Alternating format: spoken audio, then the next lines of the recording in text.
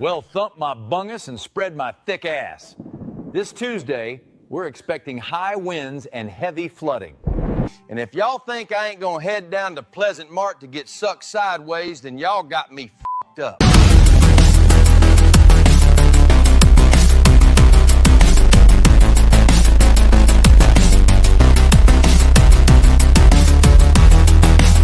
My name is Jeff.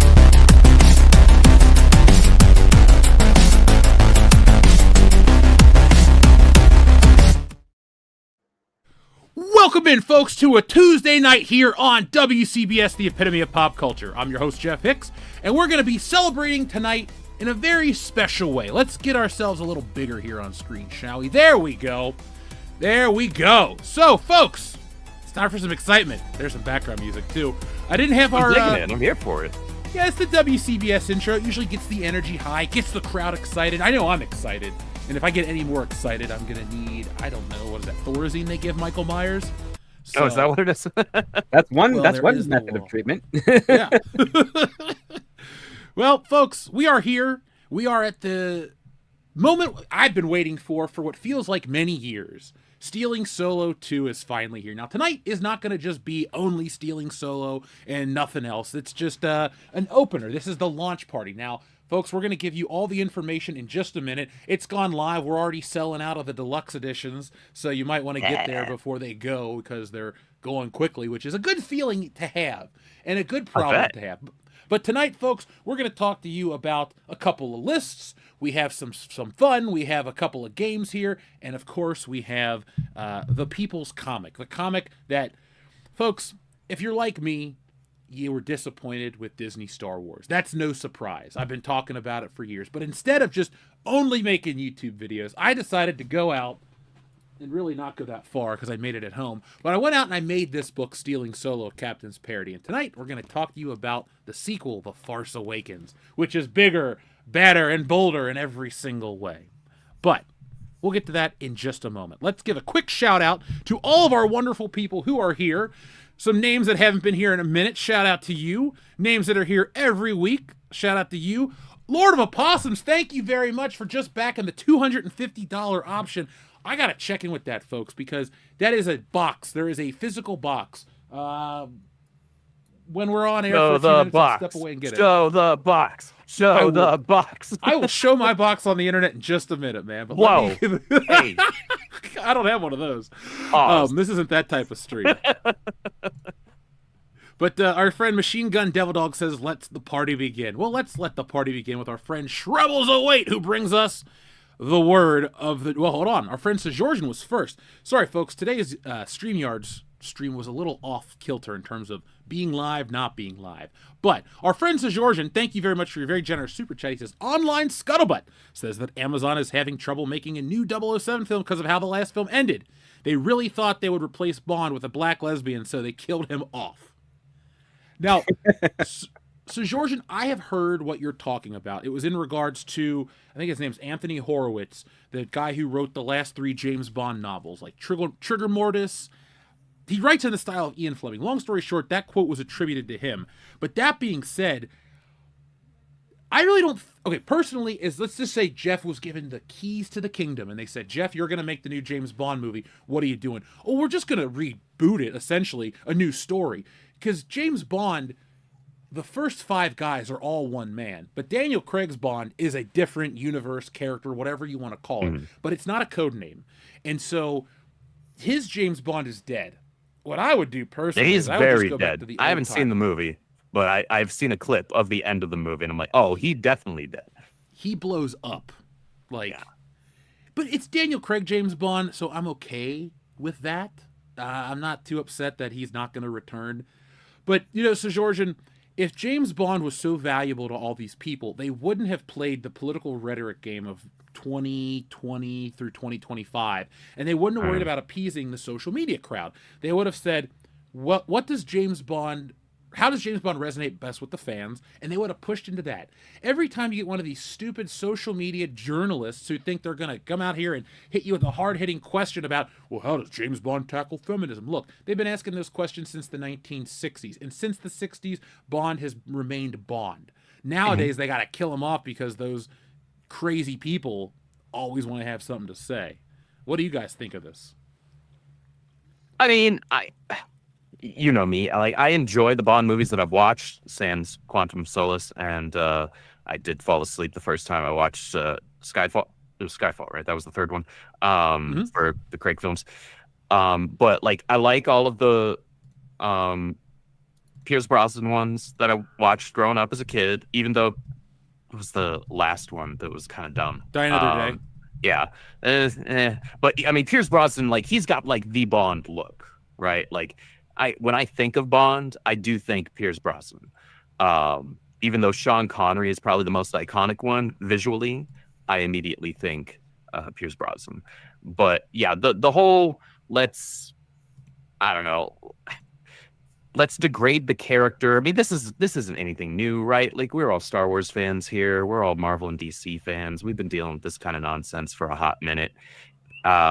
So the fact that they tried taking a character like Bond, which all of the things that they kind of cried about on social media and in Reddit and said they had a problem with were like all the things that kind of made Bond. So it's like, well, I guess this IP just kind of isn't for you, so maybe fluff off and find a different one. That's how I felt for years. It's just not that I want, like, I do want everybody to enjoy James Bond, but enjoy James Bond, you know? Don't try to. It's like if I said, "Oh, I love Star Trek. If only it took place in Maine instead of outer space, would it be my favorite show?" So you get a whole season of Star Trek in Maine. That'd be boring as hell. Does anybody really want that? No. Because I don't sound informed. But, Script, you're a writer. Any comments on this predicament that Amazon MGM finds themselves in? They find themselves in a predicament because they purchased an IP that has nearly a 60-year legacy to it. Actually, yeah, it does have over a 60-year legacy to it. But an aspect of what makes James Bond work is how it sinks in with certain geopolitics today, and what James Bond's function as an MI6 agent, as a 00, doesn't have any gravitas today. We don't have the same types of antagonists that the novels depicted, that the movies depicted today, that general people recognize. I mean, that was the biggest struggle for the 90s with the Pierce Brosnan era, is that it was post-Cold War.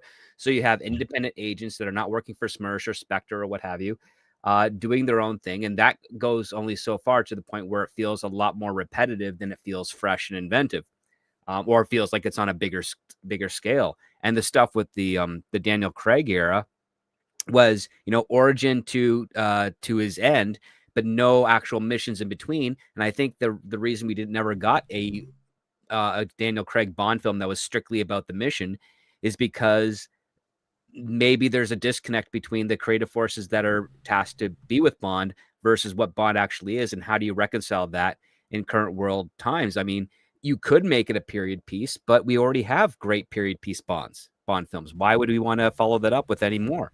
Amazon MGM have no clue what they have and what they can do with it, because in this case here, James Bond is so much a product of the Cold War that taking him out of that has its limitations. And I think we got that with the Brosnan era. I don't think we can go any further than that for now. Again, there's always an idea that I haven't thought of that might actually make it work, but for now, it's like it's hard to envision. And and so what is MGM to do? Are they going to remake the novels again? In which case, now you're competing with the very franchise that has already proven its mettle with the film series. So now it's always going to be reference to that. If you try to write some new ones, Amazon is such a mess right now on their film side of things that they don't know what the left hand and the right hand are doing when it comes to the projects and properties. They're at a loss. Like, how do you get the right guiding hand to work on a Bond thing? Like, if you were to come to my office and say, "Hey, script doctor, pitch us a Bond thing," the only thing I could do right now is basically, and it would be considered a little bit of a copy of the most recent Mission Impossible, was like Bond versus an AI, or basically a super genius who's trying to use an AI to take over the world. That's it. And there's only so much you can really do there, where because it's either going to Silicon Valley or some sort of private estate somewhere. It doesn't have a whole lot of means of globetrotting because AI is everywhere. The internet is everywhere. So you just need to go to a proper junction point in there. And it might end up being a story that has more to do with Q and his branch because it's so tech dependent that, Bond would be nothing more than maybe a bodyguard of sorts. And while that could be some fun, especially if you make, say, one of the members of the Q branch a sexy woman that Bond has to protect, who's the only one that can stop this AI thing, that only goes so far because we've all seen, Christmas played by Denise Richards as a nuclear physicist, and it doesn't always land. So to sort of put a wrap on this long-winded rant of mine, MGM and Amazon, in their greed for possessing IPs, got swindled with an IP that really doesn't have much sustainability in the modern world. Well said. I think Bond should just go away. I would be very happy if James Bond got the Back to the Future treatment where it's every couple years a new box set, merchandise, and we call it a day. We don't sit and try to analyze a film from 63 years ago. It's sexist. It's 63 years ago. Let's just get with the times. And the best part about it is that it's sexist. I mean, yeah, I was gonna say, like, the thing about Bond's, like, he's a ladies' man, right? But on top of that, it was the most authentic of women's lib ever because all the women were happy to be sexy. They also use their wiles to seduce Bond for their own games. In addition that to too, yeah, they pulled it over on him a number of times. Yeah. Some of the best parts of those movies is when it's just a bunch of people using each other.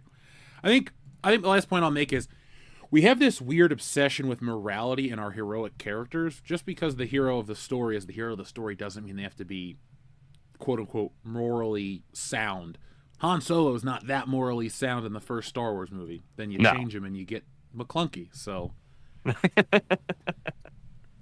now, our friend Sejorjan, this is a great one, and I've thought of this many times in my head. Inspector Zenigata and Inspector Gadget versus Lupin III and his gang. Go. Easy. At the end of the day, what's going to happen is Lupin and the gang are going to get away with the gem, the jewel, whatever the MacGuffin or the object of the heist would be. Because the whole show would be Gadget and Zenigata tripping over each other, trying to get through to whatever, and then Penny and Brain would realize that, oh, Lupin isn't that bad and whatever, and it would just go. That would be the story. Everybody would kind of come out looking good, smelling like roses, but Lupin III and this gang would get away, and Gadget would think he accomplished his mission, and Zenigata wouldn't care. He'd still be after Lupin III. Folks, if Stealing Solo 2 makes $14 million, I'll just fund my own Lupin III Inspector Gadget comic book. I don't care what the lawyers say. We'll make it happen. Dude, but I do have Lupin III versus Golgo 13 I came up with years ago, so who knows? Maybe I'll put it on an artistic Patreon. I have to draw the thing first, but I'll put some of it on Patreon in the future. Now, our friend Lord of Opossums is feeling super generous tonight. He's gifted not 10, not 20, but 25 memberships to World Class Bullshitters. Wow. Lord of Opossums, thank you very much. Also, thank you for backing at the $250 option for Stealing Solo 2. This is the way. Really good to say it. It is the way. And I'd like to thank everybody for finding your way over to the book. Let me actually share this official so we can actually talk about this. I can get the link up. And we are live right now in the chat over on Twitter. Yay, Twitter.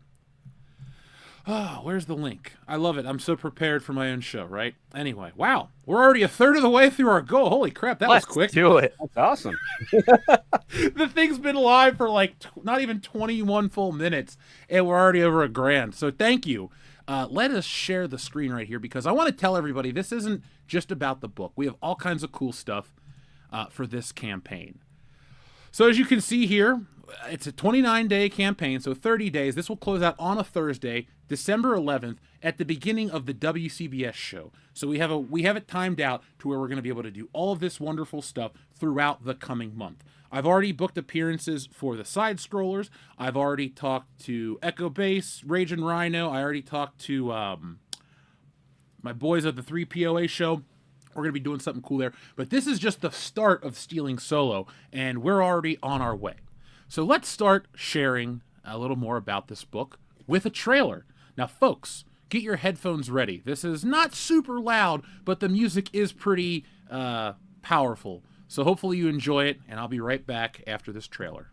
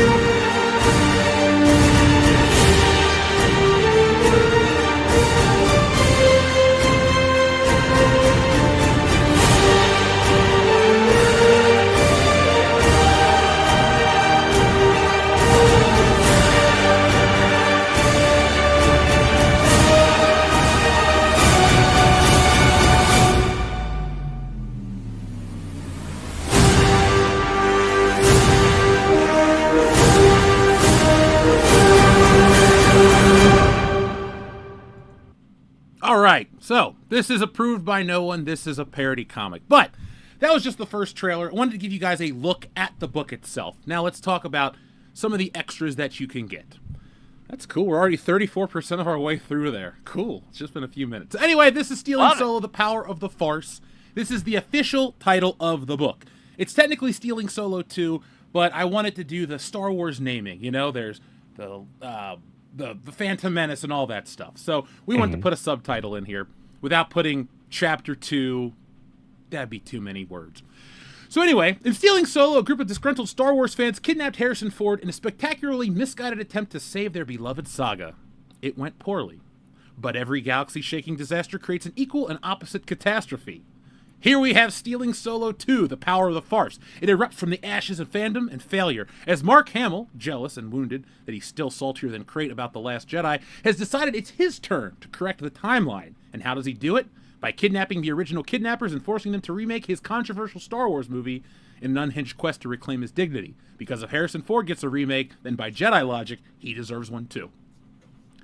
So, we have two covers. I didn't want to do a million different covers to bombard you guys. We have two covers. We have the A and the B cover. The A cover is this image you've been seeing right up here, this thing. Now, this book is a wraparound cover.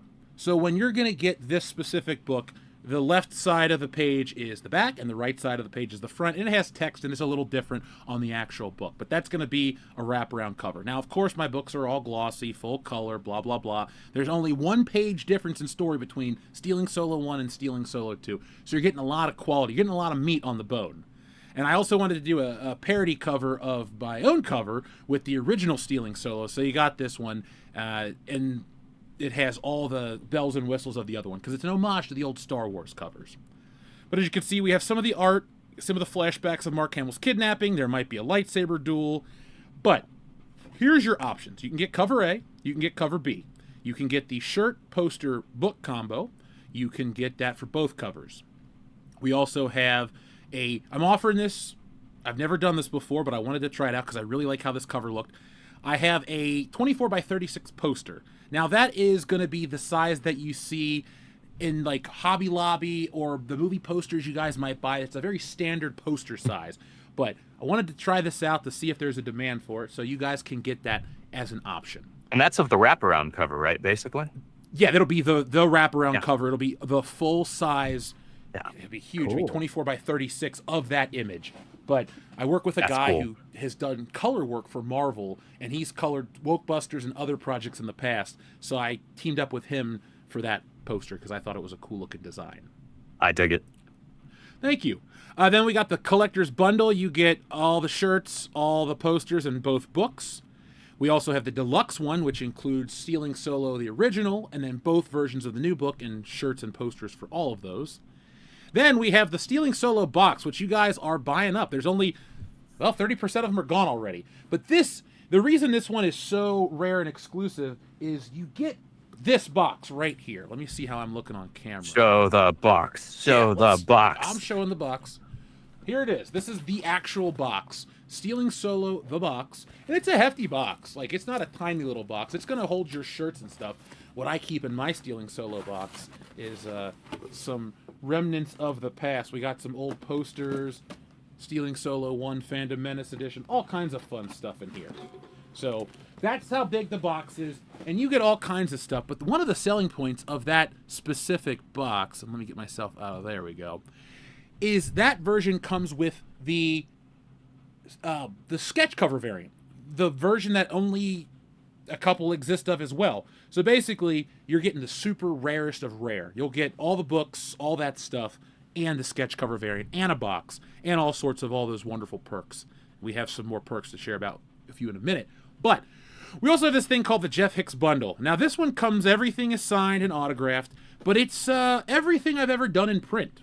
So you get every version with the exception of the rare sketch cover variant, but you get all the versions of Stealing Solo 1, all the versions of Stealing Solo 2, all the versions of Wokebusters, Tits and Art, both versions, and I think that's everything I've done, right? You get it all, plus some bonus shit that I'm going to throw in there, because if you backed us like that last time, you know you got a ton of meat. So here are some of the bonus perks. So after we reach our $3,000 goal, which it looks like we're going to hit that probably tonight on the show, everyone's getting a free keychain. That's just the first basic perk. It's just a thank you for supporting the book. Now, all of the perks moving forward will be given to every backer. So if you back and you just wanted to get the book, well, be prepared. You're going to get a whole lot more. Because I believe in this project, and I know everyone's going to get all of their magnets, all of their shirts, all of their extra stuff. And there's more to come, which I'll share once we break a few more goals. But anyway, this is the usual rigmarole. You've seen this. So after the first 100 backers, you unlock the Nick magnet. Then you get the Jeff magnet. Then you get this lightsaber dual magnet. Then at 400 backers, it's Kendo Ren. 500 backers, you get the A poster. Oh, yeah, I'll tell you all about Kendo Ren in a second. What the 600 backers, you get the Dion as the green space titty monster. 700 backers, you get the B cover. Now, 8 and 9 are surprises. I'm not going to tell you them until we unlock them. So, folks, you know how to get those unlocked quickly. We've done it before. And then finally, at just 1,000, you get our Mark magnet. And these images right here aren't specifically what the magnets are. They're just some of the best graphics I have for the magnets. But you'll be seeing those when the books come out. So that's that. And then there's more to unlock, but we'll talk about that. And real quick, just because the Kickstarter wants it there, this is a complete project, folks. This isn't maybe one day we'll be reading this and laughing about it together. This book is done. When this campaign closes, then I will get the books ordered. So this year, and then I got an estimated delivery date of February for everything, because I've done this a couple times before now, and I know that's our turnaround time. So as soon as the books as soon as this campaign closes, the books will be ordered and then be shipped to me, and then I'll ship them out to you. And luckily, I have a team this time, so we don't have to worry about that. But I saw you guys were laughing about Kendo Ren. The way this works real quick in terms of the story is Mark Hamill kidnaps us.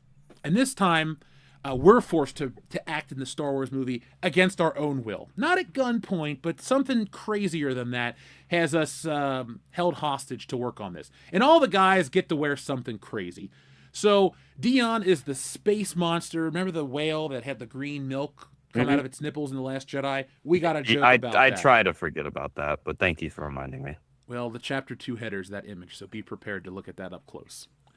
But then I am Rey. Yeah, I know I hate Rey. I'm not a fan of her, but, well, Mark Hamill refused to act against a green screen. He needed somebody to bounce off of, so he dressed us up as these characters. I'm Rey.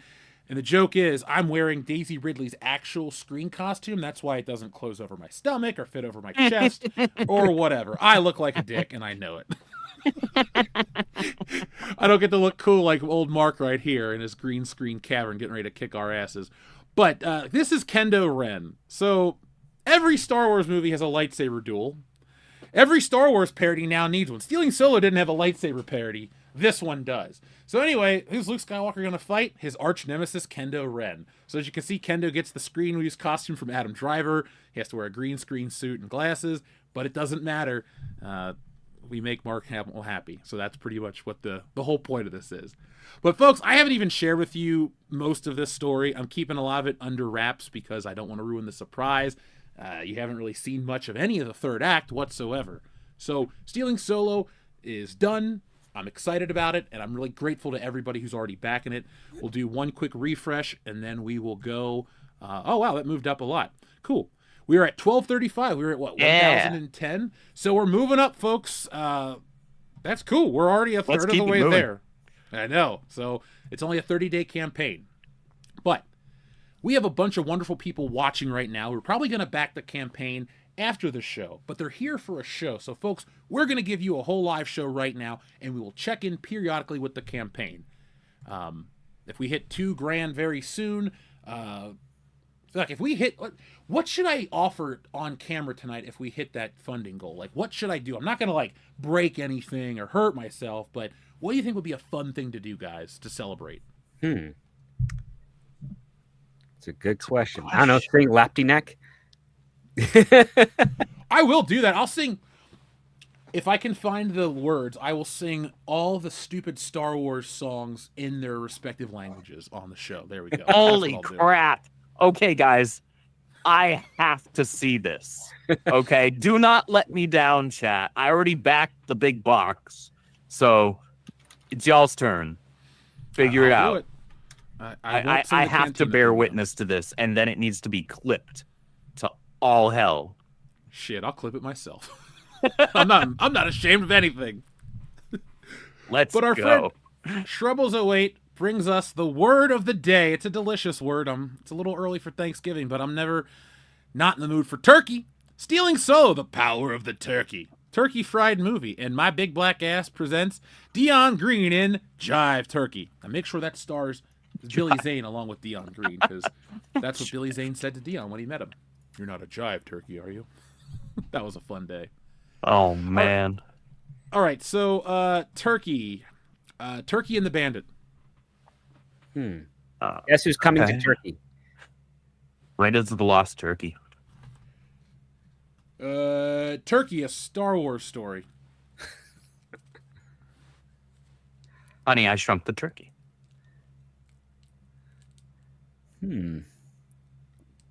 Big Turkey and Little China. Now I'm just picturing like a Godzilla-sized turkey. Yeah, that would actually be fantastic. What would that gobble sound like? That like would it sound like a gobble? Because it's Maybe? so big, I don't know. It might sound like a high-pitched klaxon. Oh. Yeah. That'd be great. Now I need that. That's a parody comic somebody out there needs to make. Yes, folks. If you'd like to make Robo Turkey, It would go be ahead. like Gobblezilla then. Knock it out. Gobblezilla. Gobblezilla. Name. Oh Hey, my script, gosh. do you want to bust out a terrible script and I'll come up with some concept art and we'll pitch it to the asylum? I have their contact info. Yeah, sure. Let's do it. Radioactive Amazing. turkey. Someone just tries to microwave a turkey using a nuclear microwave, and it ends up it's still like defeathered, and it doesn't have any head or legs, but it still gobbles and struts around downtown Tokyo or LA or wherever you want to do it.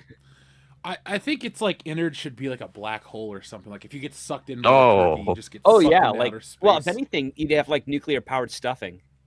Ooh. And then you have to watch out for the giblets, I want to invent.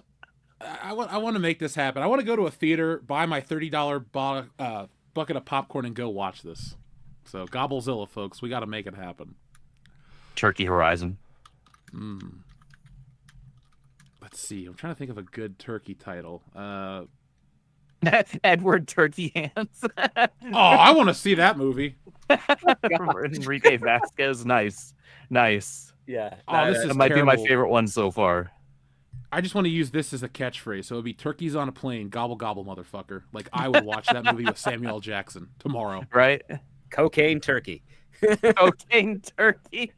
Mm. Oh man. Attack of the Killer Turkeys. Actually, I think that movie actually exists. I think. Oh, does it really? That doesn't shock me, actually. Now that I think about it. All right, so folks, we got Deep Blue Turkey. The turkey is not enough. Turkey begins. Dixon Cider, what is up? Dixon Cider, there'll be a P.O. box by the end of the year. Indiana Jones and the Last Turkey. I mean, Dial of Destiny was his last turkey, so oof. Teenage Mutant Ninja Turkeys. Oh, I want that one. Mighty Morphin Power Turkeys. That's a good one too. Could the Ninja Turkeys fight the Power Turkeys for like 90s turkey supremacy? I would love that. I'm here for it. Yeah. I mean, it'd just be like the Saban crossover. It'd be the Gobble Wars. Gobble Wars. Yeah, there you go. That's the Bond crossover between Back the Power off, Rangers mother and the Ninja clucker. Turtles were terrible. Yeah, I'm here for that. Enrique, I will sing Yub Nub if we're going to do this. Oh, man. Shout out to Perez. Thank you very much for Backer 2, and your book will be signed. Thank you very much. Susan, I do not know what the deal is with an account on Kickstarter. I don't know, folks. Does everyone have an account? I think it's so I can contact you guys with the way it works is the like the backer information and stuff like that. All I'll tell you this is you won't get spam from me. What you'll get is a weekly update. And sometimes if I need to do more than one update a week, or if I'm feeling like, hey, I want to talk to you guys about something, you'll get those updates. But other than that, Susan, Stealing Solo is only going to give you updates on the campaign, and people that are on my email list are going to get that stuff. Can confirm. The Turkey Wives Club. R.I.P. Diane Keaton. I almost said Dion Keaton. That'd be weird. There's something about Mary's turkey. Turkey becomes Only you would know that. Yeah, I would. I waited till you took a drink there. Sorry, not sorry. It's okay. Dildo Shaggins. That's good. Star Trek Undiscovered Turkey. I like that. That's good. The Man with Two Turkeys. Oh, yeah. The Man with No Turkey. The Man Who Knew Two Turkey. On Turkey Pond. Oh, the Marx Brothers Turkey Soup. Oh, yeah. Hold on a second. Turkey Formers Giblets in Disguise. Oh, Dixon. That's good, man. That is good. Well done. Yeah, well done. That's my personal favorite for now. Our friend Lester, who's been a member for 29 months. Think of all the things that have gone on over the last 29 months. Lester's been a member of the channel the entire time. Thank you very much, Lester. And folks, if you get a membership from Lord of Opossums, make sure that you say thanks, because we like to keep this audience fun and light, and, well, we like to celebrate a little bit of reciprocity, so thank you. He says, if companies want to maximize profits for minimum effort, they could have recycled stuff considered timeless. They invested too much into reinventing the wheel. Reprints have been a thing. Well, dude, I say this all the time. In script, Andrew, tell me if you remember this, but like growing up, they would take an old movie. It would get a new video release, and they would just like spam the trailer on TV, and you would get excited for it. There are so many like when the Warriors got re-released in 05 or 06, I was like, this looks great. I can't wait to watch it. I bought the game. I bought the movie. I've been a fan since 2005. Like, I don't know why they don't do that, because I love that shit. Discovering an old classic makes me happy. Well, that was just the height of physical media. It became like in the late 90s when it became a lot cheaper to produce DVDs and VHSs. Companies like Entertainment One up here in Canada and Warner Archive and stuff, they just started taking their back catalog and then putting them out there in small numbers to see if there'd be a market for it. And especially for anniversaries, because they knew, especially from the repertory theaters, that when they would rent those film reels from the studios to showcase, throughout the country, they would always have sold out tickets. And they said, well, listen, now that physical media is becoming far more affordable, you don't have to spend $70 for a VHS anymore. DVDs and VHSs are between 18 and $35 respectively. Let's start pumping out some of our back catalog. In addition to our first and second window broadcasts on television, cable, and pay-per-view, and everybody jumped on it. And I remember it was a fun time because like in 06 and 07 and 08, when I was kind of bouncing between different studios, working as like assistants and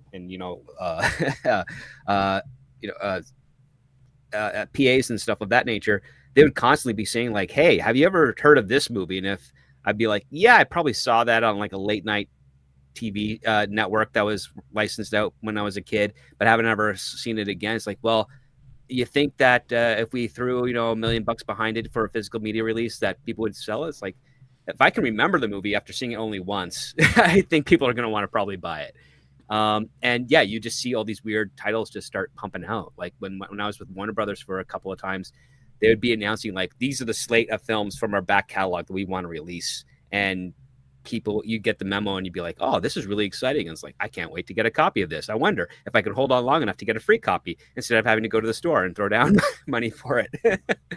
Because that's what studios do. Every once in a while, I don't know if I'm going to get it anymore, but every once in a while I'll get like a Blu-ray sent to my my address from Paramount from one of the movies that they had out, just because I used to intern there. Ooh, that's a nice Must perk. be nice.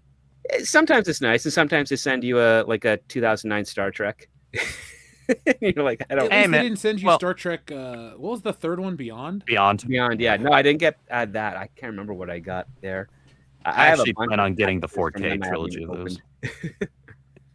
Andrew, I already own 2 of those 3 on 4K, so you're not going to be alone on that island. There are worse Star Trek movies than the 09 one. Yes, Beyond. I watched Star Trek Nemesis. Well, I mean, Into Darkness is definitely worse than 09. Yeah. I like Into Darkness, but having seen the original Wrath of Khan, I understand why Wrath of Khan fans don't like it. Well, I mean, it presumes it presumes that the crew knows who Khan is, and it's like you there's no drama here because you're introducing us to Khan in this universe for the first time.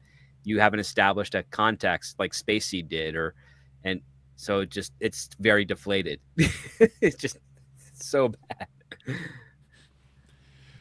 Shrubbles08 says, backer number 5, Die Hard button, please. Well, Shrubbles08, thank you very much for being backer number 5. When I was a kid, 5 was my favorite number. I liked it because there were 5 Power Rangers and all this other stuff. I don't really have a reason why I liked the number 5, but I did, and I still kind of do. So thank you very much. And here is your Die Hard button right here. Class? Who gives a shit about class? Who the fuck is this? This is Deputy Chief of Police Dwayne T. Robinson, and I am in charge of this situation. Oh, you're in charge.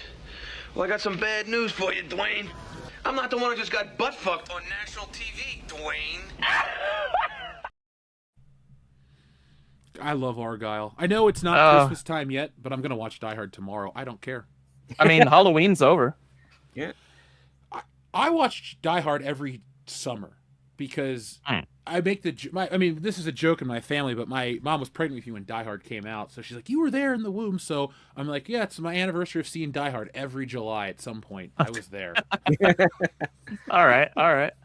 You got to do the full immersion experience where you just swallow yourself, put yourself in darkness, and you just hear Die Hard behind some muffled speakers for 2 hours. That's a little visceral there, Script. Yeah. Crazy part is I'll be able to see the movie in my head. Die Hard is one of those films that I know almost as well as the back of my hand. So it's a classic. It's my 4th favorite movie of all time. Overkill 1. It really is because it's not about an action movie. I love a good story that flows very fast. And I also love movies that feel like, I mean, I guess it's the denouement, but it feels like it has an ending and then there's a little more added on to it. That's what I like that in Die Hard. It's like, oh man, the day is saved, and then here comes this, and then there's just a little bit more. So, this has been Jeff's TED Talk on Die Hard. Overkill 161, thank you very much. He says Turkey Blanca, the Maltese turkey, and Dial T for turkey. Somebody likes the classics. How about The Road to Turkey? Turk edition? The Bing Crosby and was it Bob Hope? Road to Turkey. Oh, okay. Road to Morocco. Oh, I thought you were thinking of Road to Perdition. I was like, can we do Road to Turducken? Because that just I mean, sounds like a tasty time, too. turducken. I mean, you could do that too. I'm not mad about it. I think Tom Hanks would make any turkey dinner a better experience. Our friend Jeff Stark says, "Hey Jeff, congrats on the launch." Thanks, Jeff. What size do the shirts go up to? The shirts go from extra small to 5XL. I run the gamut. I offer all sizes. Your shirt size will be part of your survey kit. You'll get that. Yeah, you get to select that. Yeah. But yeah, you will get all those options because I know that I'm not a small guy, so I want to make sure that everybody gets shirts, you know? So, yeah, extra small to 5X, and they will feature full color prints of your poster design of choice. Or if you get all three, you'll get all three shirts. So, Jeff, thank you for asking. Jeff, thank you for being a supporter. I mean, I know you as my real-life Facebook friend, too, so thanks for all the support, man. I appreciate it. All right, guys, so we're going to let the campaign keep rolling for a little while. We're going to start talking about a list that popped up. Because, Script, Andrew, we love movies, we love entertainment, and we loathe remakes. But sometimes, remakes aren't absolute dog shit. No, And so sometimes they're better than the original. I know, right? So the Rare Hollywood as it Reporter- may be. I know. It's once in a lifetime. Okay, not once in a lifetime, because we're gonna be talking about many films that Once in a for. lifetime has never meant the same thing since The Rock fought Cena the first time at WrestleMania. So Yeah. Dude, speaking of Cena, his ass won the IC title last night. He is a Grand Slam champion. Again. he's getting ready to retire. Oh, he's got 2 more matches. Oh, well then Like, there it is. They're gonna make sure he's loaded up. Because his retirement tour has been absolute dog shit. They turned him heel. It was kind of boring. And then all of a sudden, he just wins the belt last night. I'm like, okay, cool. I can't believe I'm back on the John Cena train. But I guess this is my way of saying thanks for following us on Twitter, John. We appreciate you. Oh, did he really? He does. It's so weird how that like happens randomly. Because even my ass is getting followed by him on Twitter, and I'm nobody. I wonder. I mean, I assume he just friends everybody. But it'd be really funny if he actually looked into who everyone that he added to a friend was. So he's like, "Oh, World Class Bullshitters. That's a weird name. Oh, okay." And then he finds the one episode where he talks shit about him. He's like, "Nope, not for me." Oh, he wouldn't. Or do that. he's like, "Hey, I've seen those jackasses in the stands before."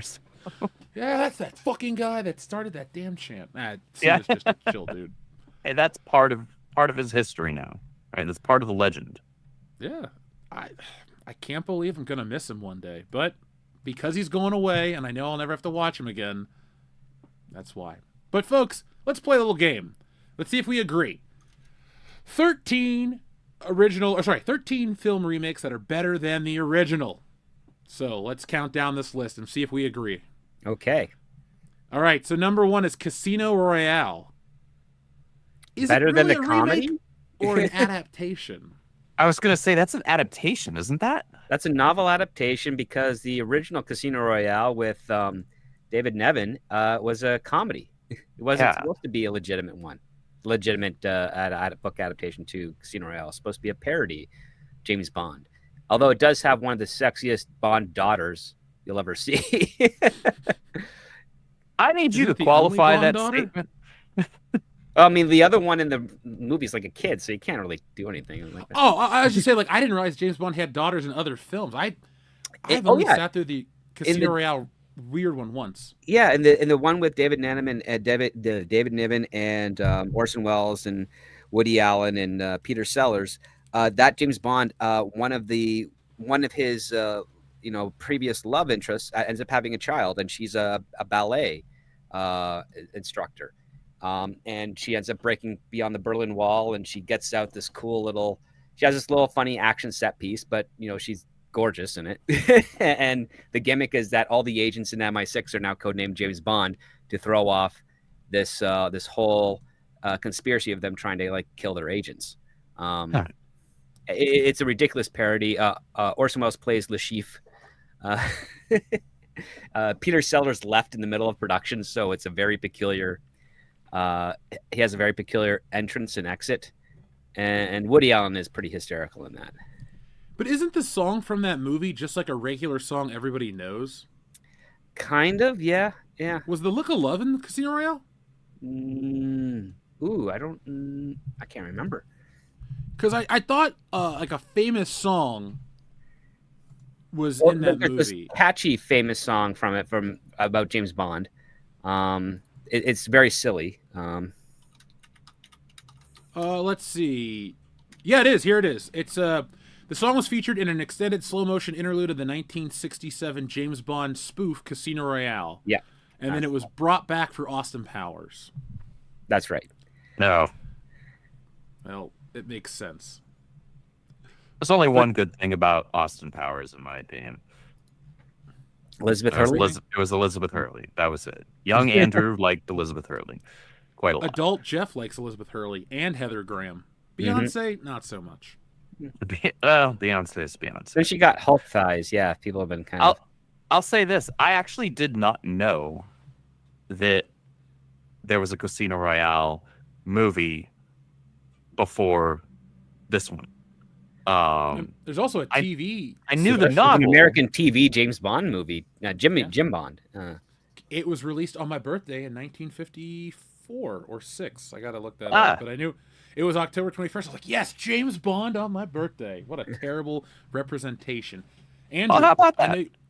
Here's your last piece of trivia on this, Andrew. In the movie The Shining, the guy who's the boss, the manager of the hotel, is the first person to ever play James Bond on film, Barry Nelson. It's not Sean Connery, and it's not the stuntman Bob Simmons. That's the first man to ever play James Bond. Well, how about that? Yeah, you learn something new every day. Hopefully here on World Class Bullshitters. Now, the next remake. I agree with this one. The Fly. Yep, Cronenberg's The Fly is a fantastic remake. That is The accurate. original is hokey and fun, but this gets under your skin. Literally. Brundle Fly gets under your skin. It's nasty. It's got a lot of good body horror. That is a creepy movie. I was like 11, I think, when I saw that. That's young to see The Fly. Yeah, That is pretty young to see I saw it when I was 6, but that's just because I was alive when it came out, and then it started airing itself on. We had WCKVR. CKVR was like a network affiliate in Southern Ontario that also spilled over into Ohio and Buffalo. And they actually played that on a Sunday at 4 p.m. But of course, they cut out some of the nudity and weird stuff. But that was my first part to The Fly, and a lot of the violence was still on there. Like when he broke the dude's arm? Yeah, and also when they melt, when the acid melts the ankle and the wrist of the guy. Yeah. That is one of the nastiest movies ever, but I recommend you watch it if you haven't seen it. All right, next on our list is His Girl Friday. I haven't seen either one. Nor I. I've only seen that one. I haven't seen the one that it's based off of. I don't think I've ever found the original. The 1931 film. Yeah, it's only 9 years apart, right? Yeah, 9 years. Yeah, 9 years. It's not very long for a remake. It also holds a 99% approval rating on Rotten Tomatoes and was honored as AFI's top 100 comedies. Yep. Wow. And Quentin Tarantino loves it. I guess I got to check it out. Well, not only that, I mean the 90s depiction of Lois Lane and Lois and Clark Superman, and even in some of the comics, take a huge inspiration from His Girl Friday. I buy that. Good old Lois Lane. All right, this is one that some people in the chat were saying shouldn't be on here. It from 2017. I haven't seen the original. I've only seen this one. The TV movie. Mm-hmm. The TV movie was smarter because they shot all the kids stuff at first, so that the kids didn't look aged up from the sequel or from the follow-up. See, I think the TV movie and this complement each other well. I think It Chapter 1 is the best representation of It, the newer one. Mm-hmm. But I thought Chapter 2 did it so poorly, and the adults weren't that well cast. And I know, it's James McAvoy, it's this guy, it's that guy. They're great actors, but I'll take John Ritter and Annette O'Toole and the kid from the Waltons and all that crap over the newer adults. Tim Reed was great. I don't know, they had a Harry, what's his face? Judge Harry Stone from Night Court was on there too. Like all those actors, I thought topped the adult versions in the new one. But this one right here, this movie's awesome. I bought it. It was a I good need to get it movie. on I'm not 4K. even a horror guy, and I when I watched it, I was like, wow, that was good. Like Skarsgård was horrifying. Well, I mean, yeah, he knows how to do that. Speaking of horrifying, there's a cool guy in the back stage there who's could help lend an extra voice on too. Is it a cool guy or is it a jerk? It's a jerk. Hello, jerk. It is a jerk, but he also happens to be a cool guy. Ladies and gentlemen, welcome to the jerk, Aaron Sparrow. How's everybody doing? Is that- I thought you were going to bring me in when Script Doctor said something about nudity and violence. I thought you were going to go. And speaking of nudity and violence, If I didn't have the article pulled up, I definitely would have done that. That's on brand for me. how's everybody doing tonight? I am so excited that you're doing your stream tonight. You're launching Stealing Solo 2. I mean, let's go, Hell yeah. man. Yep. Dude, we're already a third of the way, like 33% of the funding goal. I mean, everybody knows how that works, but it's been moving quick, and it's only going to be for 28 days or 29 more days, folks. So if you're on the fence, get off the fence. Get yourself a copy. Are you free on Saturday, Jeff? You should reach out to Wes. Come on, aficionado. Oh yeah. I have messaged him already. I'm waiting to hear back. Excellent. I'm actually recording with him tomorrow, so I'll say, hey, have you answered Jeff yet? You should answer. There Jeff. you go. I appreciate that. Yeah, that Because- show's a blast. I was very thankful to be on last Saturday. Oh, dude, I haven't had a chance to You're watch right. yet, Andrew. Did you have a good time? I did. I had a very good time.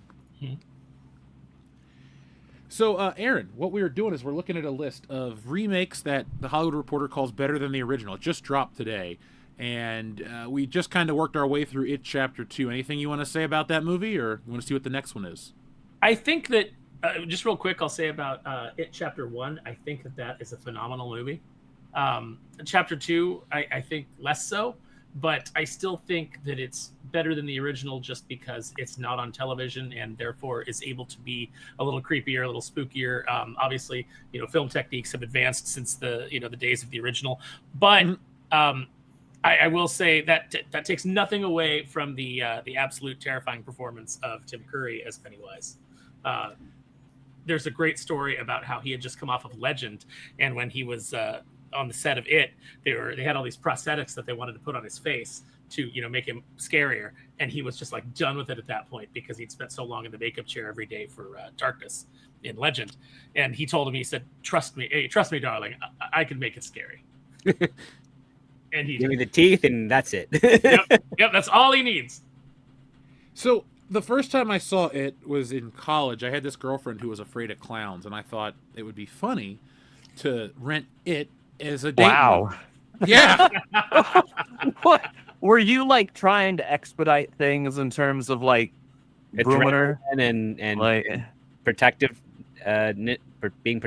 being a protector for her or something. It worked. Well, I just leave it like that. I won't say anything else, but it worked. Anyway, okay. that was the first man, time props to you. I ever saw Tim Curry's It all the way through, and I couldn't stop laughing. Like, I bought that movie as a comedy. I don't think it's scary whatsoever. Like, I think he's 0% scary, but it's such a great movie.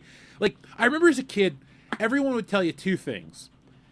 It is the scariest movie, and Pet Sematary is super scary as well. And I saw both of them as an adult, and I went, neither of these are scary in the slightest bit, but they're No, enjoyable. you have to watch them as a kid in order for them to be scary. Like, you had to experience it that way. Fair. Just like, if you go back and you watch The Exorcist, The Exorcist to me when I was a kid was the most terrifying movie on the planet. And now I go back and watch it and I'm like, this isn't scary. But it's just because, my perceptions have changed. That's a good way to look at it. I just, watching it as a 20-year-old and cracking up. Different perspective. I don't think any of us can speak on Little Women, can we? I've never. I saw the one with Winona I Ryder back in the day. I was gonna say I saw one of them. I couldn't tell you which one, but I saw it with my family when I was younger. I couldn't tell you a damn thing about it though. The only one of the women I've ever seen were at the circus, and I don't think we can actually comment any further than that. All right. Well, we will leave the Bitches. circus folk in the back, and we will move on to Ocean's 11. I finally saw the original. I think I prefer the original over the remake. Really, did the too. original is terrible.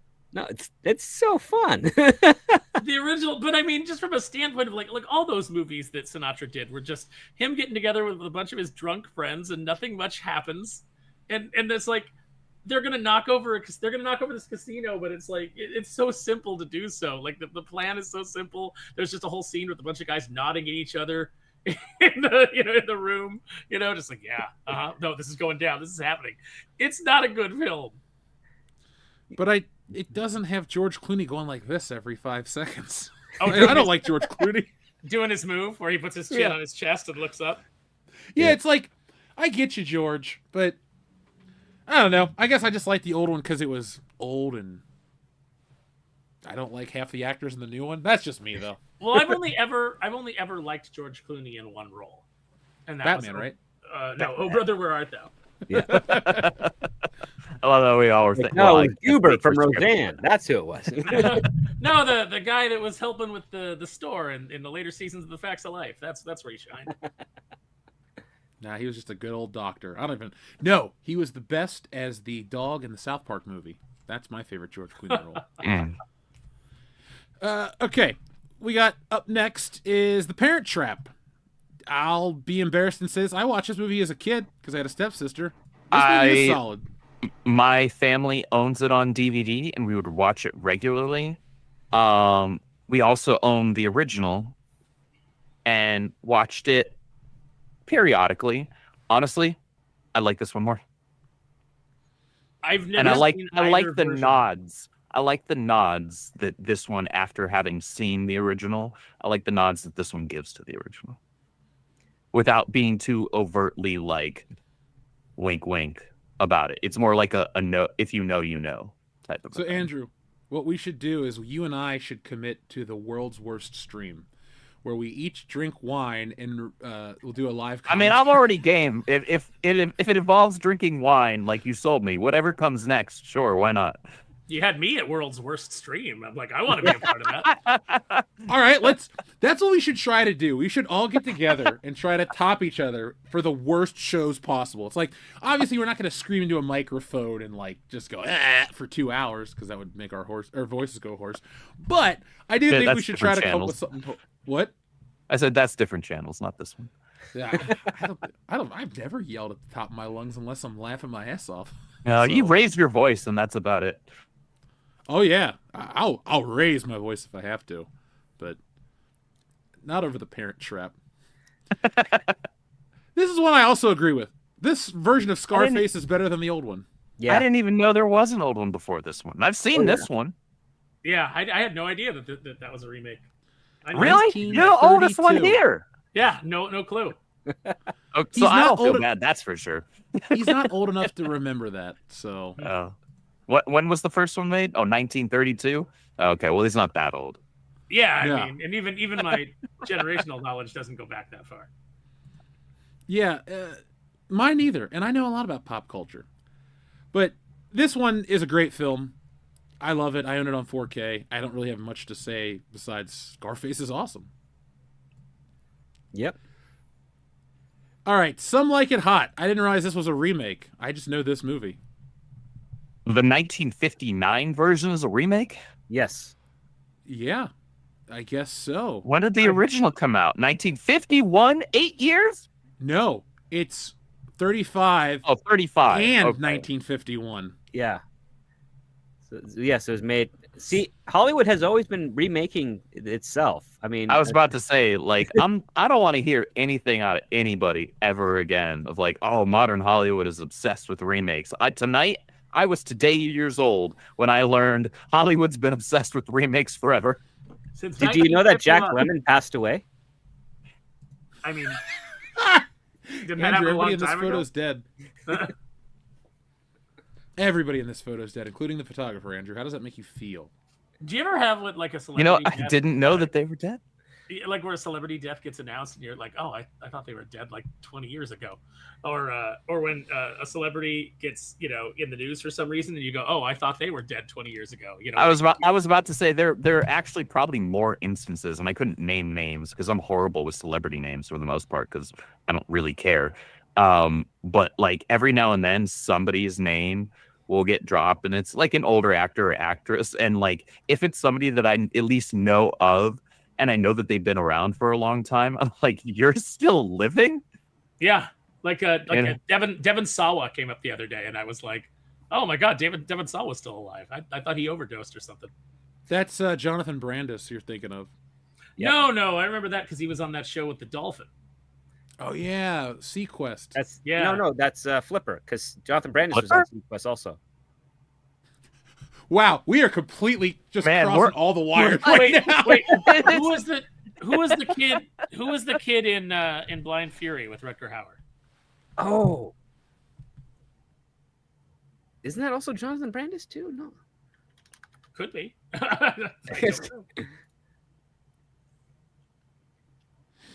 And Rutger Hauer is dead, and that's not fair. Oh, that was Brandon Call. Oh, okay. From Step by Step? Yes, from the Brady Bunch knockoff Step by Step with Suzanne Summers. Jesus. How do I know these things? That's why I'm going on Pop Culture Jeopardy, because I know all this dumb crap. I know, right? Patrick Duffy is still alive, but Suzanne Summers, she passed away.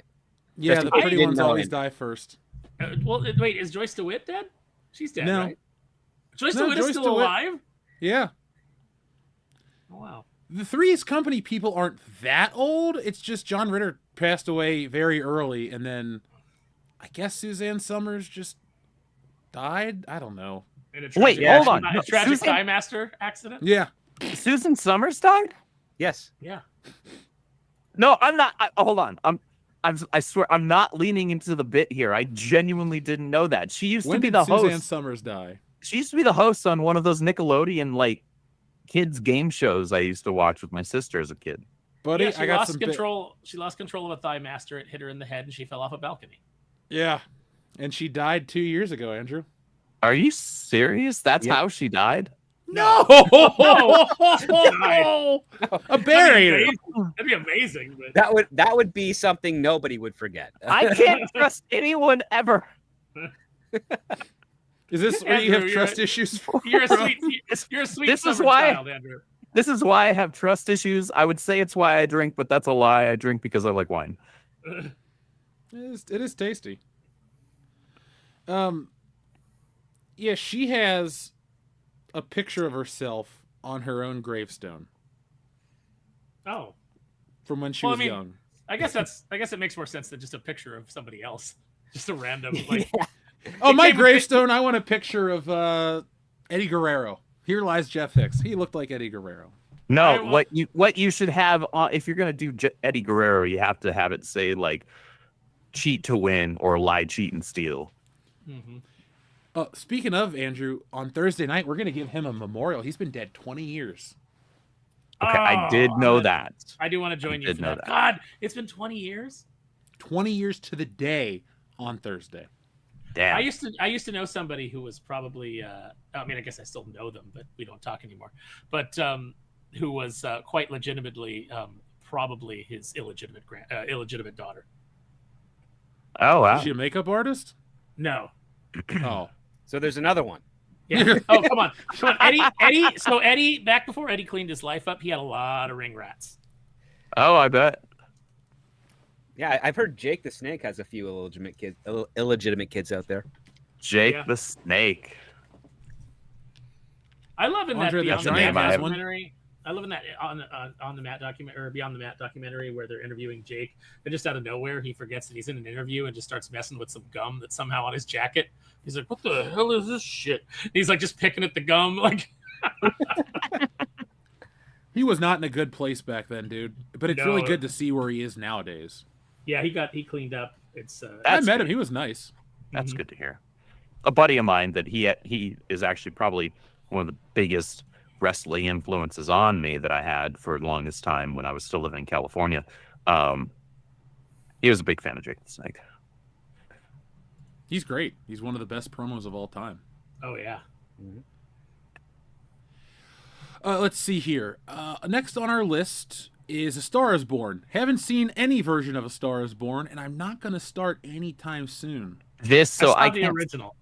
Yeah, I can't speak to the original, but I did see this one, and it was pretty good. it just as a movie, however you feel about Lady Gaga or Bradley Cooper, like it was just pretty darn good as far as I was concerned. She looks pretty good in those pants right there, so I'll give it a watch. Well, when she's Better- not deliberately dressing like a weirdo, you know, she actually cleans up all right. Oh See, yeah. I don't dislike Lady Gaga. I just don't like musicals. But some of her music is fine. Like her first CD was cool. I like when she sings non-auto-tuned poppy stuff because she actually has a really powerful voice, and she actually has a voice that lends itself well to more like classic, old school, like Great American Songbook type music. Like she can actually Her and Tony knock, Bennett. yeah, she can knock that stuff out of the park. The song from this So movie, I respect it. The song from this movie has there's a cover out there by Pentatonics, which is an a cappella group. And, Yep, I know think, Pentatonics. I think Kirsten Maldonado actually has a better voice than Lady Gaga. Like I think she nails that song. I don't know if I've heard that cover from them, but I do like that group, Pentatonics, Yeah. because I listen No, to a it's a- lot of their like Christmas stuff. Yeah, they're a great group. Love them. I just know the guy was on Dancing with the Stars and got eliminated. But that's all I know. All right, next up on the list, I think we all agree that The Thing is better than the original Thing, or Who Goes There? Yes, Yes. absolutely. I have not seen the original, but I have seen this one as of whatever, a year and a half or 2 years ago. And yes, thank you, Jeff, and the Saskas and everybody else that had been pestering me to watch this movie. If I watch no other horror films, you guys were like, watch The Thing. John Carpenter's The Thing specifically. I was like, okay, fine, shut up. If I watched would have it. known that you hadn't seen it, I would have been pestering you as well. I'm sure you would have. We Yeah, I had believe him it. on the show for like 2 years. Because literally Yeah. everybody else did. So I believe that. And now you got to watch the one from the 50s because it's a very fun 50s schlocky sci-fi film. No, Yeah, if I've you been wanna told watch that it- I need to watch Jacob's Ladder next if I'm going to be watching horror movies. That's what. I've been No, I told. agree with Script. Watch the original 50s version because you will believe that you can create tension by just having men talking in a room and a guy who's on fire occasionally bursts in. What? Yeah, that's it. We won't tell you anymore. That's a weird out of context scene, man. All right, so up next on our remake list was True Grit. I have seen the remake, but not the original. I apologize, but I can say it's a good movie. They're I both like good. both. That's the thing. Like, I haven't seen either. No, I've seen the original. I have The not original's seen great. this one. The original's great when I think it's is it Duvall that's the main bad guy when he says to when he calls John Wayne's character, it's Rooster Cogburn, but when he calls John Wayne like an old fat man, it's like he's Yeah. insulting the Duke himself, man. And then just the Yeah. Duke is like, "Fill your hands, you son of a bitch!" And the way that like he does it is great. The way Jeff Bridges does it. It's Jeff Daniels. That'd be a very different movie. That would be honestly, that would be a fun parody. Yeah, I mean Jeff Daniels is gonna wimp himself to death one of these days. But yeah, no. This movie, when I saw this in theaters, my friend Marie and I turned to each other and we were like, "This girl is gonna be a star. Like she's so good." And then of course he's just always brilliant, and he's brilliant in this. If you have not seen this, Andrew, this is one for your list. Yeah. Okay, Mr. so I LaBeef. gotta watch the remake. Okay. yeah, Haley Steinfeld was amazing in that, and the original is also like, I mean, these ones too. You didn't need to do a remake of True Grit, but they did it justice, and it was a great watch. Yeah, it's the Coen brothers. It is weird when Matt Damon shows up as LaBeef, because like I was fully invested in the film, and then when Matt Damon shows up, I'm like, it's Matt Damon. Like it just like jarred me out of it. He does a fine job, but it definitely is like one of those things where you're like, oh, I expected maybe like a character actor and not more of an A-list actor. Now, I didn't realize that True Lies was a remake. Did you guys? Yes, from a Russian film, Did not. because well, James that's why I Cameron didn't loves know. to copy Oh, American. other movies with his own stuff. He just has that he has that knack. He gets inspired by something else, pulls in that. So True Lies was based off of there's a movie and a short-lived miniseries in Europe of it, and then oddly enough, pretty recently, the miniseries was then readapted into another TV series that aired a couple of years ago, and it was an okay drama. It was Matt Nix did it from Burn Notice. Oh, Burn Notice. It got one season, pretty plausible stuff. It had a couple of callbacks to like Tom Arnold jumps into an episode, kind of playing like the guy in the van, retired type of thing. It was way more leaning into comedy, just like the original European series was, because it was a comedy. And of course, James Cameron made it more action with a wink and tongue-in-cheek aspects to it. This movie, the remake has kind of a tragic story too, because I read that Eliza Dushku, who was a teenager, the stunt guy, played the daughter, was sexually assaulted by the stunt guy, and that led to a lot of mental problems for her. It's Hollywood, baby, just a cabal of degenerates. Well, especially in positions you don't think you'd expect them to be. That's the part. Yeah. I mean, I guess. But like, she was how old in that? Like, she was a teenager. She was 13 or 14 at the time. Oh dear God! And I remember the story because I was like in a meeting where we were like vetting a whole bunch of guys, and someone brought up the dude from True Lies. Like, he hasn't been working in years, and you know why? Yeah.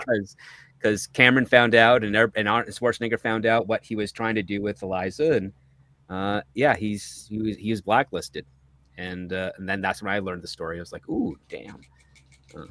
Well, glad he's not getting any work. Yeah, it's not. Yeah. Listen, it's not always the producer or the director or the studio head that's needs to cajole women into precarious situations. Women will throw themselves at people like that. It's the ones you don't expect that will come after you. Nobody wants the best boy or the grip. That's right. But no, it's usually like a lot of people on the independent scene that promise, fame and glory, even though they don't have any. Yep. I know leveraging clout that they don't have. Yep. I've been to cons where guys are trying to like, oh, I'm gonna do this for you and that for you, and I'll lean over to the guys like, they ain't doing shit. We just laugh. Yeah. Yeah. I mean, if you got a mind for the business and the space, then when somebody's just trying to get one over on you. I gotta be careful because I'll talk shit to the wrong person to get myself blacklisted. Some guy's like, yeah, I'm a big executive. No, he's not. If he was, he'd give you his card and make an appointment like right then and there, and it'd all be confirmed like really fast. One of the things that I had trouble doing in the early 2010s is we were using, instead of using like traditional concept art, we were grabbing like models and actors, and we were taking them in we were getting like costumes made for them for various shoots and stuff, and using them as like for more visuals as like stand-ins. And one year we went to LA Comic-Con, and we hired a whole bunch of like cosplay booth girls. And it was the hardest thing to do because they thought we were all trying to get into bed with them. And like, no, this is what we're doing. And like, this is the day. These are all the legit stuff. This is the release form, the paperwork, all this. It was a ton of headaches.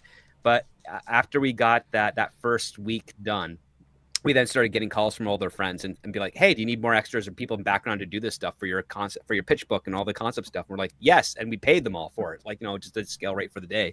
But like, just even saying, hey, you do great cosplay. Would you be interested in doing this really eccentric, character thing? And they're like, yeah, I'm not sleeping with you. It's like, no. No, I'm sorry. That is not what I'm asking for you. It's like, I literally we have this project. Here's what's going on. It's like, yeah, sure you do. It's like, all right, cool. And you just move on until, a couple of people said, yes, they do it. They're like, oh yeah, it's on the up and up. And then, you do that. But yeah, especially at cons and conventions, like tons of cosplayers and women are constantly pestered for stuff like that. Oh yeah, I mean, can you imagine how many? In order for them to immediately think that, can you imagine how many times it has to happen? Yes.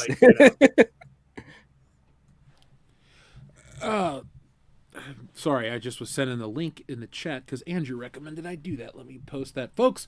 The link to the Kickstarter for Stealing Solo 2: The Power of the Farce is dropped there again. I will try to figure out how to pin it on StreamYards, but there we go. I don't know if you can through StreamYard.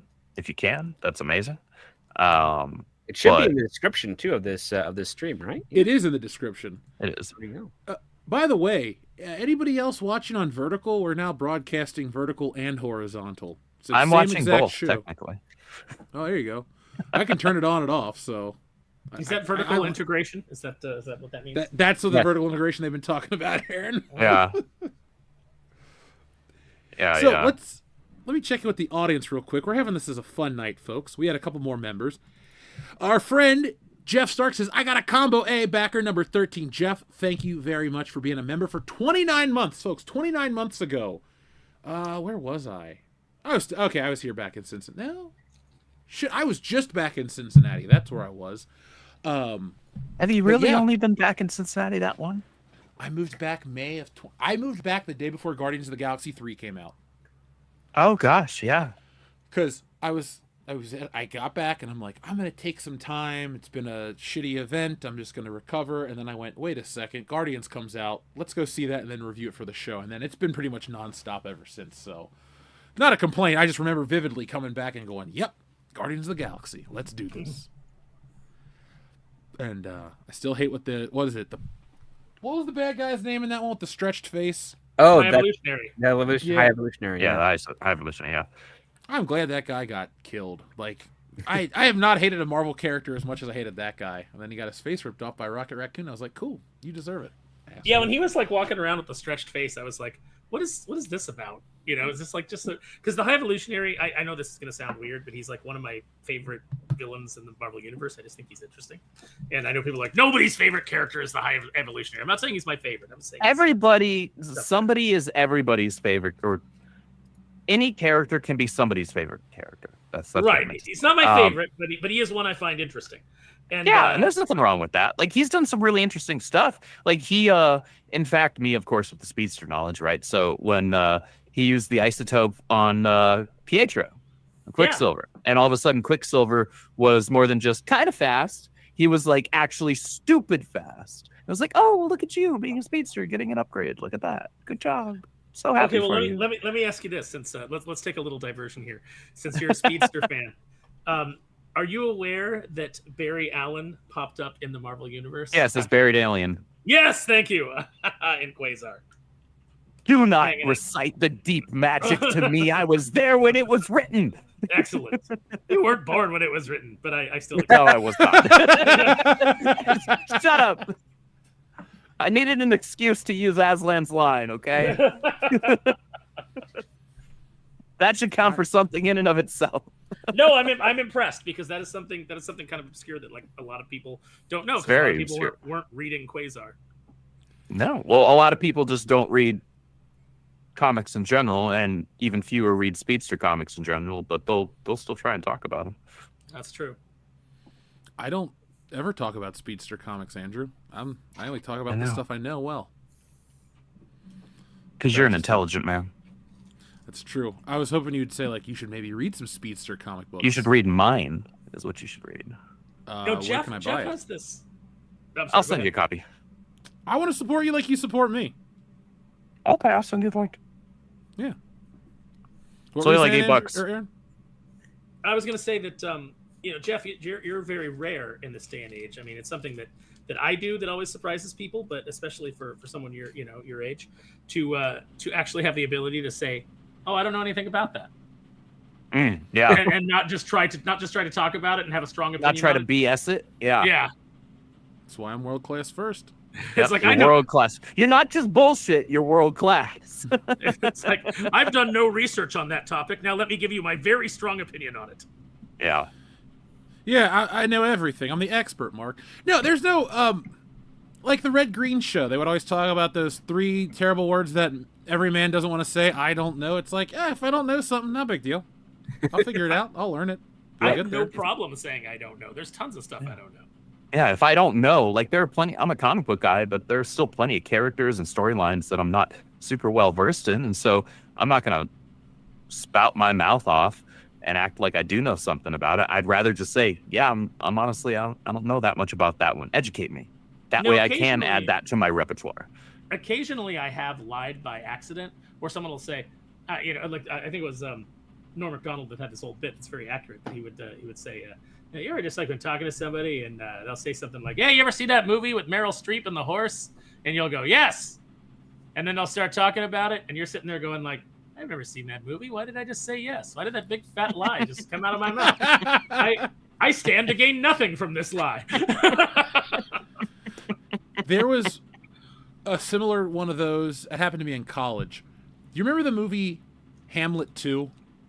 Oh, Steve Coogan? Yeah. Yeah. There was a Hamlet too. Yeah, it's not what you think. Yes, Yeah, so- I remember Hamlet too. I can only associate so much with the term Hamlet. There's Rocky, a guy sexy there that Jesus. pretends his name is Haywood and his last name is Jablomi. Wait a Somebody minute, has that in our screen name, or one of our members has that. Is he on the chat right now? I don't Haywood- think I've seen him. Oh, I've never- he's I've yeah, never he's a seen member Tonight, for sure. anyway. I've never seen Hamlet 2. Why did I just say that I did? Well, I just remember the guy in college going like, "Yeah, man, that was so much better than Hamlet 1." I'm like, I think you missed the joke, but I didn't want to Definitely say. missed the joke. Yeah. Well, I had a lot of questions at the end of the first Hamlet, and thankfully Hamlet 2 answered all of them for me. Yes. Yes, I was always wondering, how did Jesus travel back in time? Yeah. Was it a DeLorean or a TARDIS? I don't know. Oh Lord. Isn't Doctor Who off TV now or some bullshit? I don't follow Doctor Their Who. license with Disney is up, but they're still owned by the BBC. So if they wanted to produce more on BBC, they could. But Yeah, because it's on the BBC, so it literally does not have to be watched by anybody. Right. They're not beholden to making any money because they steal it from everybody. They force them to pay for the BBC. So Yeah, they it's can- Oh, yeah, supported you by gotta the pay that. taxpayers taxpayers and the TV who are no rights. longer watching. yeah, so that they can be indoctrinated by their government. Man, I'm glad I don't live there. Nobody's Same. watching the BBC in the UK anyway, so it's not really working. Yeah, Kind of like here in Canada, where nobody really watches the CBC, also publicly funded. Mm. It's like less than 6% of our population watches it. It's like, Well, okay. I barely watch anything. You expect Well, the we were penis on your we were money. lucky. We all grew up with Mr. Rogers and Sesame Street, so I'm sure at least some of us, and Thomas the Tank Engine. Yeah, I had a I lot was of gonna PBS say, as a kid. don't disrespect Thomas the Tank Engine. I also can't. loved the Muppets. Yeah, I loved the Muppet Show. Yep. My favorite episode of the Muppet Show is when John Denver was on it. oh yeah. That John Denver's full of shit, man. I don't remember that episode.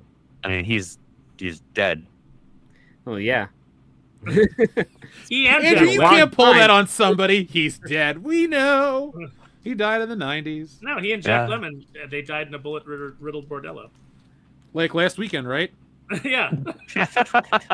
That would be a cooler story, but no, his plane ran out of In a strange turn of events, the body of Jack Lemmon and John Denver have been found in a brothel in Detroit. News at 11. That's something that I miss. I miss like regular television where like it would come on and be, I used to love that joke, where just like someone come on and, I think they did it in Kentucky Fried Movie where it's like the news guy just cuts in and he goes, "I'm not wearing pants, news at 11." Yeah. And then it would just like go away. I miss those little cut-ins where they would tell you what was going to be happening on the news. Now we have 24-hour news that's just a bunch of people talking bullshit constantly. Yeah. Don't you love the 24-hour cycle, man? No. YouTube's becoming like the 24-hour news cycle. Pretty much in some cases. When I was growing up in Canada, we had this one guy on the local news network named John Daly, and he had the deep voice of Bulletproof from the Cops animated cartoon show. Like that's how yeah. it was. And sometimes he would do these audio promos where he would decide, I'm not going to read the script. I'm just going to shoot the breeze. So he's like, he's given up. And he's like, so tonight at 6 o'clock, it's the news. So you know what's going on there. And then, 7 o'clock, we're going to have like a late movie or early movie, whatever. Like he just kind of riffed. And it was always fun. He was really charming. And the poor guy sadly passed away from colon cancer, or prostate cancer, sorry. But like he kept everything so down and down to earth, but he had like the deepest baritone, and I always would grow up and be like, did he do the voice of Bulletproof and Cops? And it's like, no, he just it's a verbatim, like it's his vocal clone.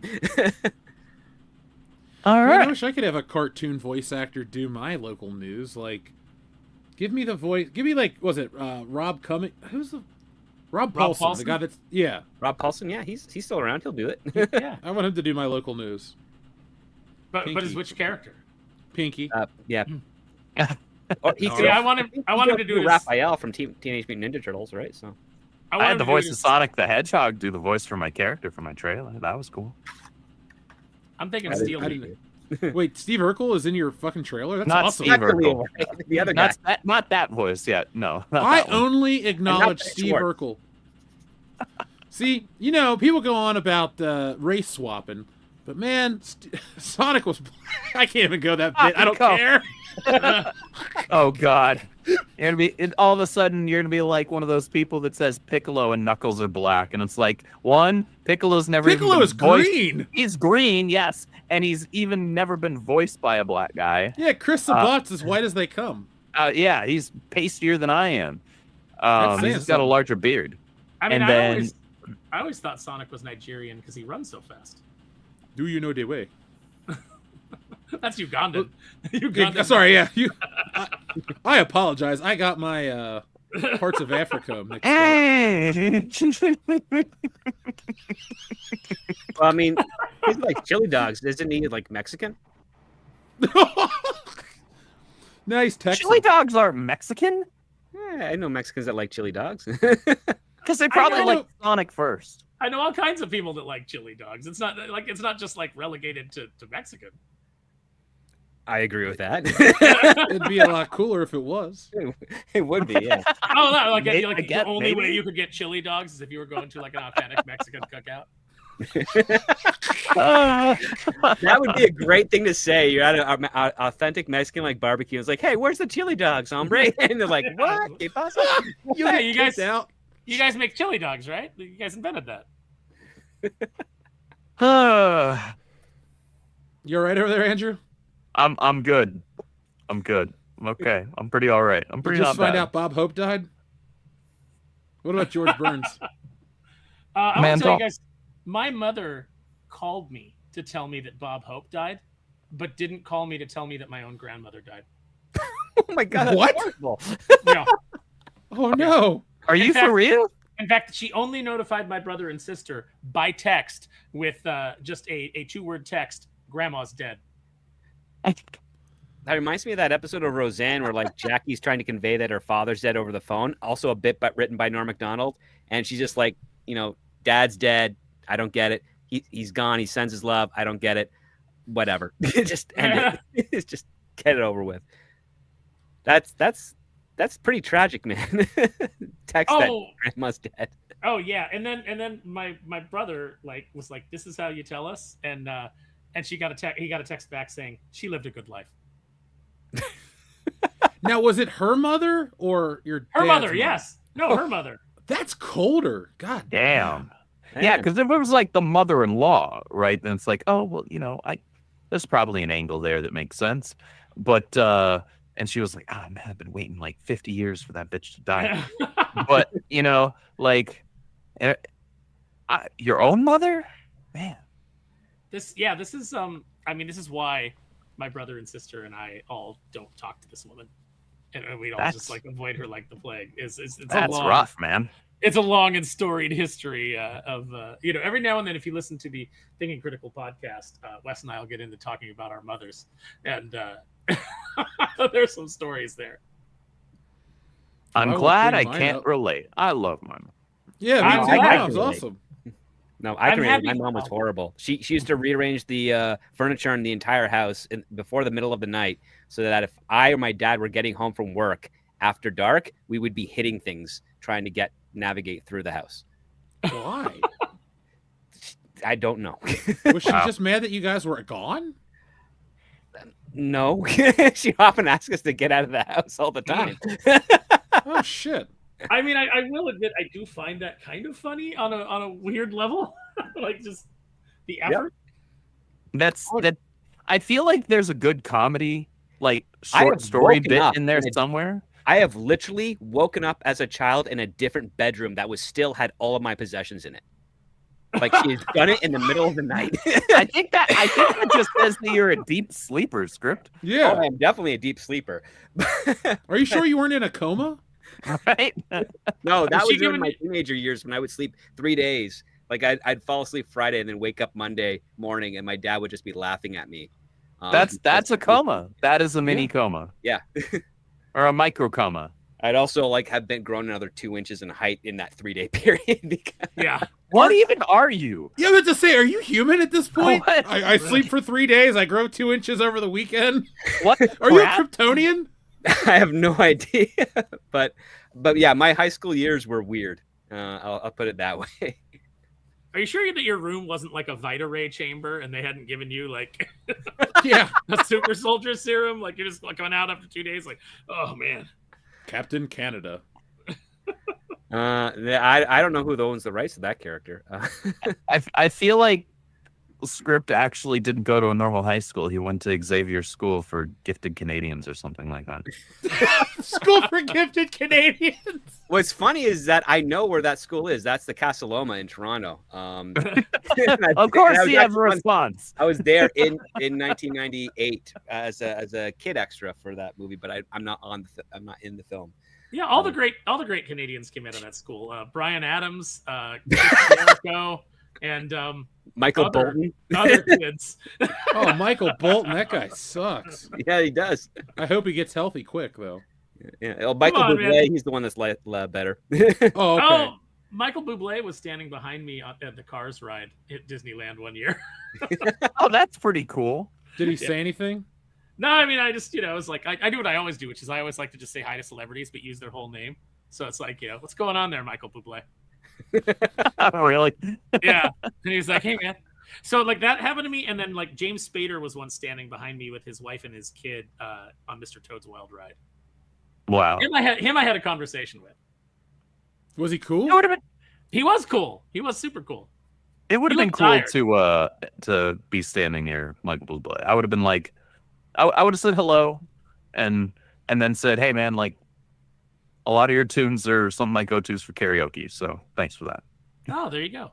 Mm-hmm. I would have said, hey man, I can't sing for shit, but I like your rendition of Spider-Man. Hey, that's a great response. I would tell It's a great cover of Spider-Man. I would tell him I've been at a lot of Christmas parties where people put you on, and I didn't mind. Mm-hmm. Yeah, I don't find his music offensive at all. It's just like, hey, better than Mariah Carey, you know. Oh god, No, she's thawing right now, Jeff. Why do you bring that up? You know what? I wish I was better. Wait, no, I got a membership to that stupid Sora thing for free. I want to do Han Solo thawing from Carbonite, but it's Mariah Carey thawing out, and as she reaches that final melting point, it starts to play the song. That'd be a fun little AI thing to make. What's creepy is that Mariah Carey has literally replaced Dick Clark because he was the one we thought was being frozen in between the New Year's Eve celebrations because he did not. He took a long time to die. Did you know, Andrew, Dick Clark is dead? I don't know who that is. Okay, well, wait, are you serious? He was this guy who would do. I literally stated earlier on in the show that I'm horrible with people's names. But dude, Dick Clark was the guy who hosted New Year's Eve every year for most of our lives. I didn't watch that. You didn't watch Dick Clark's Rockin' New Year's Eve? Oh, what the fuck? It got really great the older and the I was more... busy watching movies with my family. I didn't give On a New crap Year's about what was Eve? on TV. Yeah. You don't see Andrew, anything you're supposed to be at a party. No, we would and watch watching my family's ball tradition drop, every man. single year was to watch Just Visiting with Jean Reno. You're supposed to be at a party and counting down, and then at midnight you kiss your date. Yeah. That's what you're supposed to be doing. Or you down your drink. And Dick Clark is there, and it's New Year's Rockin' Eve, and the man's 147 years old, and and the Rockin' Eve is just him in a rocking chair because that's all he can do anymore. He's just ahead from Futurama. Oh, he's freaking Dumbledore is what he is. Got it. Okay. Noted. Seriously, you should look up who he is because he was kind of relevant. Like He was pretty relevant for like years. He was a tastemaker of music for like decades. Yeah, Was him he and really? American Bandstand. Yeah. I mean, all right. And Andrew, it was before we were born, so it's not like I just watched something else. It's just like, oh yeah, Dick Clark. He used to have a chain of restaurants.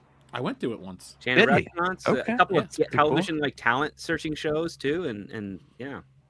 Wait, so do you know who Casey Kasem is? He's not just the voice of Shaggy from Scooby Doo. Yeah, top 40 man. Top 40. Ryan Seacrest replaced him. Yeah. Hey, like, Ryan I know- Seacrest replaced Dick Clark. Yes, I know who Ryan Seacrest is only because my family during my high school years was watching. What was it? American Idol. It was American Idol, right? Yeah. It doesn't matter. You could just put a microphone in a shirt. He's just a talking shirt. That's all Ryan Seacrest is. Yeah. Casey Kasem, Dick He Clark, had good these hair. These are people that actually had personality. And good hair. Yeah, and Casey Kasem, he used to always tell you a story, like some obscure story with whatever song he was about to play. So he'd be like, our next artist, her when she was 3 years old, her father sawed off both her legs. This is Madonna with Like a Prayer. You'd be like, oh my God. And then he'd be like, from her new album, Daddy, Don't You Walk So Fast. Here's a coming pop artist, and then he would tell you but you would get that with like every single person that came on the show. Or that Who do you think researched those for him? Or do you think half of them he was just like, you know what, fuck, I'm gonna make it up as I go? I'm pretty sure you heard those stories at parties because he was everywhere. Yeah. And he was married to the tall blonde that was the wife of Nick on Cheers. So if you remember Carla's ex-husband, and then the tall blonde would come in, Jean Dixon, I think her name was. Oh yeah. Yes. God, That was Casey Kasem's wife. Yep, that was Casey Kasem's wife. Yeah, Casey Kasem not only did voice for Shaggy, he also voiced Robin in one of the Batman cartoon shows back in the 70s, I think. Oh yeah, yep. When he shows up on Super Friends, that's Casey Kasem doing Robin's voice. He's in Ghostbusters as well. Wait, no, that's not him. That's Lorenzo Music. No, Arsenio Hall? King. Larry King is in Ghostbusters. Because somebody in the chat said Ghostbusters. Yeah, he's on the radio there. Yep. By the way, speaking of movies, our friend Xavier DeGod sent in a message. We didn't mean to keep you waiting. He says, Curry is my Pennywise/It. I like his design more. Okay. I do too. I mean, I guess that's fair. That's personal preference. To me, having not seen the original, I can't speak to that, but just having seen his design, I don't know. His design isn't nearly as creepy to me. It just kind of looks a lot closer to just a regular clown. And maybe that's what makes it more creepy to some people. That's fair. Just his excuse me, sir, do you have Prince Albert in a can gag? It just makes me laugh every time. I can't not laugh. I had it on the other night. It's just such a good one. Sly, we all like Tim Curry here on the channel. Guys, what would you say your favorite Tim Curry role is? Mine would be the butler from Clue. That's a good one. Mm-hmm. I have an obscure one. Poet Man from Lex. Oh, we talked about that show last week, didn't we? Yeah. He's just he chews it up there. It's funny because he refused to wear the makeup for the species he's playing, so he's just Tim Curry. That's perfect, though. But I mean, there's a couple of famous ones. Obviously, Rocky Horror is up there because it's crazy. But he was also oh god, I can't remember what his name was, but he was in The Shadow, and he was really funny in that. Oh yeah, he was good in that. That's an underrated 90s superhero. Yeah, I mean, heck, you probably heard some amazing stories from Greg Weisman because he was voicing G. Gordon Godfrey on the Young Justice series. Yeah, you know what? I have not asked him about that, but I will next time we have lunch. Yeah, he was fantastic for that. I mean, I know why he got replaced because he had the horrible stroke, but I think he's doing pretty well now, isn't he? Yeah, I think he's on the mend. Or at least he's I mean, I think he's in a wheelchair, but most of the time, but I think that he's improved quite a bit. Yeah. I couldn't speak to a lot of the roles that I've seen him in, but he was the bad guy in Legend, right? With Tom Cruise, wasn't he? Darkness. Uh-huh. Yeah. So I guess that would just be my answer because that's the only thing that comes to mind that I can actually recall. Muppet Treasure Island, not Home Alone 2, not Tales from the Crypt when he played the mother, the father, and the daughter of that weird incestuous hillbilly family. I don't remember that. Now that you mention it, that's the best episode. Death of Some Salesman. I do remember Home Alone 2. Though I've only seen Home Alone 2, honestly, a couple of times. I've watched the first one probably 36 times. But the second one I've only seen a handful. What about Congo? And he's not supposed to be eating that sesame seed cake, Oh yeah, Congo is great. Joint. I'm gonna go with a real dark horse here. The William Shatner's henchman in Loaded Weapon. Oh yeah. I just get Mr. says we are not meeting a quota. What? he appears. He shows up at the beginning to kill Whoopi Goldberg. So Yeah, like, as that girl automatically, I'm viewing him as the protagonist of the film. So he gets to her door and he's dressed as a wilderness girl, like a Girl Scout. He's like, "Wilderness girls," because he's supposed to be like a foreign hitman. And then she comes in. She's like, "Isn't it a little late to be out selling cookies?" And he goes, "Troop nest, this is for you're not meeting a quota." But he's got a bunch of good lines in it. Like one of my favorite is when he says to Emilio Estevez, who's the Riggs character in this spoof. He's off camera, but you hear him go, "I have been waiting for you, Colt." And the camera pans over, and he's like in an easy chair with like pizza boxes and some Chinese cartons around. So like he's literally been sitting there on this catwalk waiting. Yep. Oh, he was also the villain in Superhuman Samurai Squad, right? Yeah, he was the voice of whatever that thing's called. Yeah, the virus maker. Well, he also watch that show. He also voiced was it the king in was it The Cat Returns for Miyazaki Studio Ghibli? Might have. I know the chat was talking about the wild thornberries. I gotta look because I am bad with celebrity names. However, and deaths. If they've fuck you. Keep going. But for some reason, if somebody has voiced a significant character in like whether it's a Studio Ghibli movie or just like a game or something that I grew up with or just love in general, I'm more likely to remember it. And I'm pretty sure he voiced at least one of the characters in The Cat Returns. I feel like I can distinctly recall seeing his name in the credits.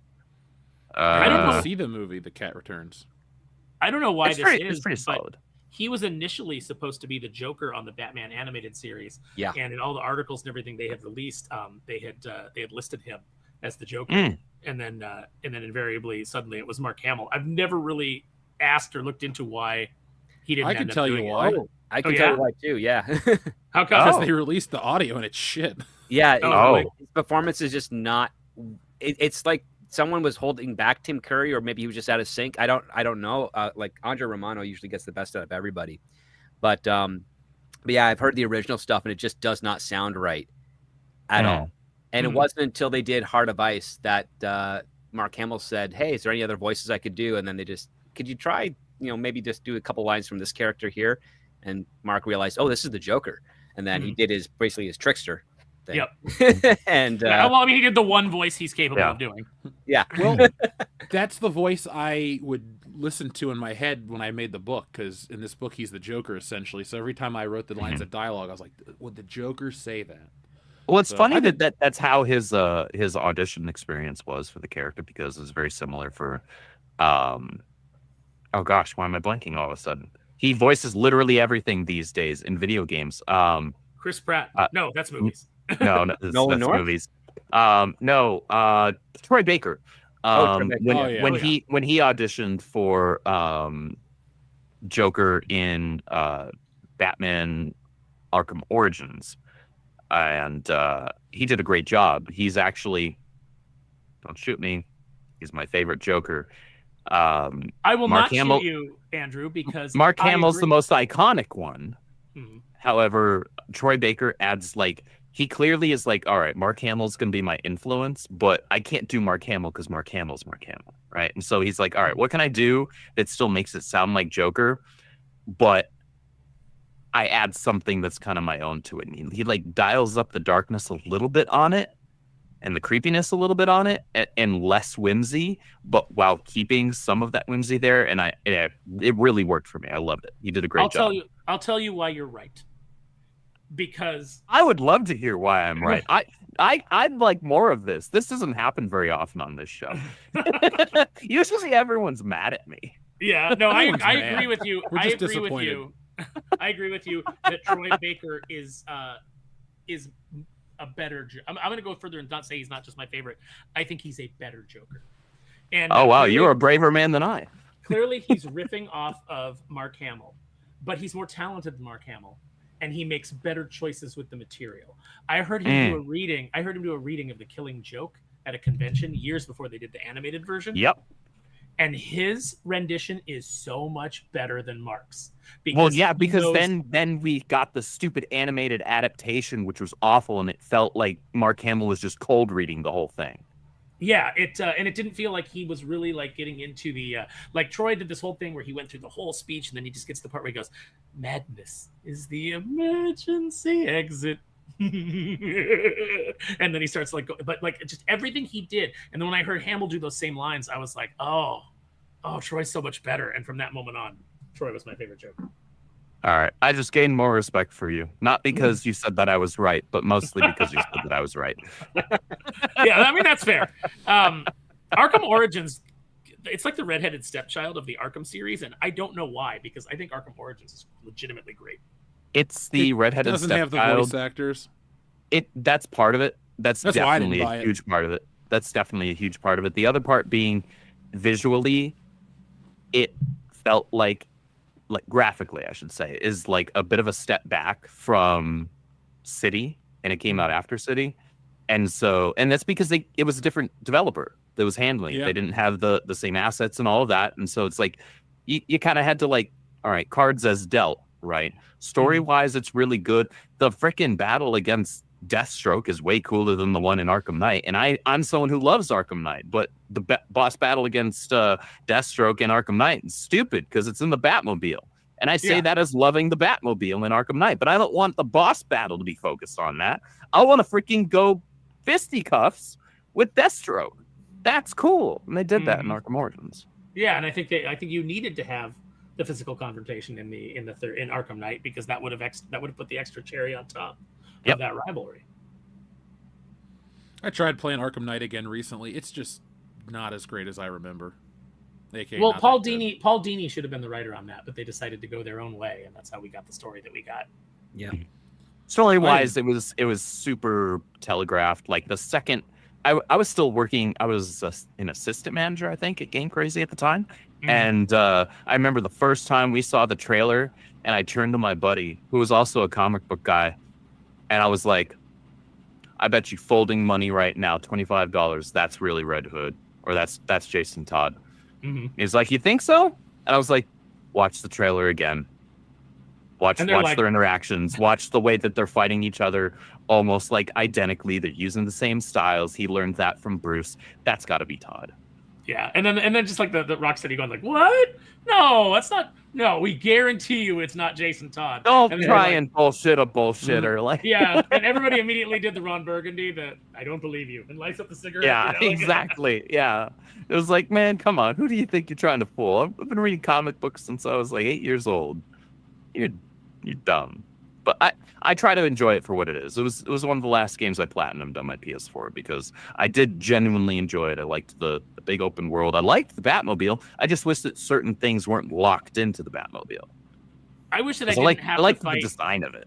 I wish I didn't have to fight 50 tanks. Yeah. Like, towards the end, I was like, I can't, like, towards the It's exhausting. Yeah, I was like, I'm so done with this. Yeah. Xavier You know, God's got a pretty good FMK. By the way, the only reason I stuck through that game as long as I did is because after you beat so many Batmobile missions, you could replace it with the Michael Keaton Batmobile. So I was just running around Gotham City with the Michael Keaton costume in Kevin Conroy's voice. I was a happy Bat fan. Yeah, That's a pretty good combo. First off, our friend Wanderer says, just saw Legend for the first time Sunday night. Cool. Wanderer, you're ahead of me because I still haven't seen Ridley Scott's Influence on The Legend of Zelda, I believe. what really bothers me Is in it Legend just the is word when legend? no, what really bothers me in Legend is when one of the goblins inexplicably says adios, and I'm just like, what? It does kind of take you out of it a bit. We're like, did he said that? Yeah, Yeah. it's like it's like if he would have said "Hasta la vista, baby," you know, like I would have Right. been the same. Like, what? What are we doing? Yeah. I need to watch that Wanderer. I will add that to my list because I feel kind of silly not having seen it. There's a couple of different versions. You can watch the Young theatrical Tom version, Cruise. or you can watch the director's cut. Ridley Scott needs to calm his tits with all these different cuts. I got the Blade Runner box sitting there, and I just like, do I need 5 cuts of Blade Runner? No. Do I? How No. long is the director's cut for that? It might be shorter than other versions because there's like an international version, and the final cut is the longest one, I think. Yep. Final cut. We made one scene cut here, and For as much as I like sci-fi and cyberpunk and noir, Blade Runner's just not my favorite anything. Like, it's a good movie. I own the comic book adaptation, and I love Harrison Ford, as you can tell, but I don't know. That's just like, everyone's got one movie that everyone seems to like, and you're just either ambivalent towards or dislike it. My ambivalence is towards Blade Runner. It's fine. Like I said, I own it. It's a beautiful film, but it has a big glaring issue, which is that the replicants are going to die in a couple of days. So why are you spending your time urgently trying to chase them down and kill them? Yeah. In script, I mean, everyone here's a writer. The one trope that I do not like, that I cannot stand, is when it's a robotic being or an artificial being trying to learn what it means to be human. I don't dislike the trope, but it's done so much that I don't like it anymore. I mean, you can't. Well, it's been so many times. Like, it's been done to death. Yeah. I mean, the best rendition of it is really Data from Star Trek: The Next Generation, because he's always reset at each episode, but there's always sometimes they'll always bring a little bit back from a previous one to show his growth. And you hit the same tropes of the lack of understanding or comprehension, and then the emulation, and then the failure of that emulation, and then the eventual learning, and then the singularity moment where they finally understand what it means to be human. It's the thing is that too many people do it, and they don't do it well enough that it can be appreciated, even if it hits a formulaic approach. Like, it's just they're sloppy with it, or there's no extra imagination put forward into that as well, or they miss some of the vital beats that create that arc where we're like, oh yeah, we're really happy that this robot has learned to be a bit more human. It's like Iron Giant did it really well. Iron Giant is a fantastic movie. Iron Giant is like what they that should have movie. stopped. They should have said, like, okay, it's been done. No one's going to do it better than this. Let's call it. Yeah. And that thing looked nothing like a human being outside of being a biped, right? Like, Yeah. that was the closest it was going to get. I mean, it was kind of looked like gigantic. Ron Perlman, but Yeah. No, it didn't look Only it like an sounded asshole. like him. You know what movie did it the worst was AI. It didn't look like an asshole with AI a was 6-inch jaw. AI was But- awful. The Spielberg movie? Well, Yeah. that's Spielberg trying to do Stanley Kubrick in honor, because Stanley Kubrick planned to do that movie himself and couldn't because he died. But the thing is that Spielberg has to, because he's a schmaltzy old grandpa now, which is how we got Kingdom of the Crystal Skull. Knowledge was their treasure. And I'm like, F you. But like, because he's a schmaltzy old grandpa, you got that bit at the end with the aliens, and he gets to relive his time with his mother for one day, and it's like, no, the movie should have ended when he was at the bottom of the ocean, because that's, in effect, you have become human, because this is how the quest would end for anybody who's actually alive. There is no happy ending. There is no miracle thing. You pursued a chimera. It doesn't exist. What you're after is not out there. And having to come to grips with that is there. You have become human. You now know what it's like to be a human being. This thing called life, again, going back to Norm Macdonald, he says, whenever he hears somebody say, like, no, I just don't understand why anyone would commit suicide. And he's like, you don't? Do you not know about life? How it just keeps going and gets worse and worse until it just a series of disappointments until it ultimately ends in tragedy. Man, Norm Macdonald was something else. Yes. It was a rare You know breed. He passed away, right? He's gone. We know he lost him, right, Andrew? Yeah, actually, I did know that one. Thank you. Andrew is now actively wishing for all of our deaths. Hey, I didn't No. say anything this time, Andrew. No, and I actively would not wish for Jeff's death, because I just backed a large perk on his campaign. I need to get my book. Yeah, that's the only way you won't As get long it is as- if I die. So Yeah, that's the thing. I can trust Jeff. I know as long as he's alive, I am going to actually get my book, and within a reasonable amount of time. So there's I'm that. excited. I can to look forward to that. see, like, for the first time in a long time, I'm really excited to bring out a book. Like, I don't want to. For the first time in forever.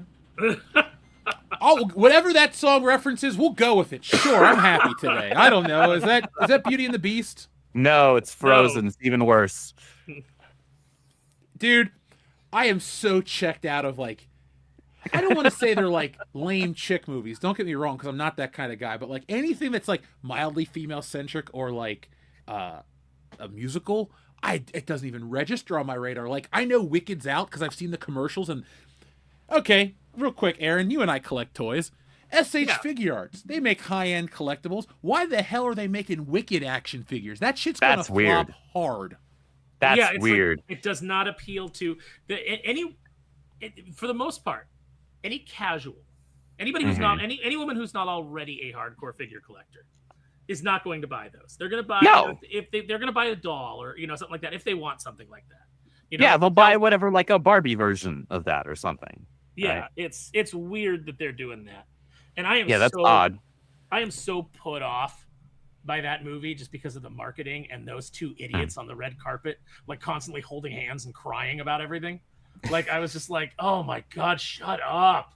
That I'm more concerned, and I haven't seen it yet, and I'm actually a big Ariana Grande fan. She's kind of guilty pleasure of mine, but seeing how all of a sudden, like she was already she was pretty slim, right? She was a twig already, and then like as soon as footage for that movie and then like the marketing for it came out, all of a sudden she somehow looked like less than a twig, and it was like, what's happening?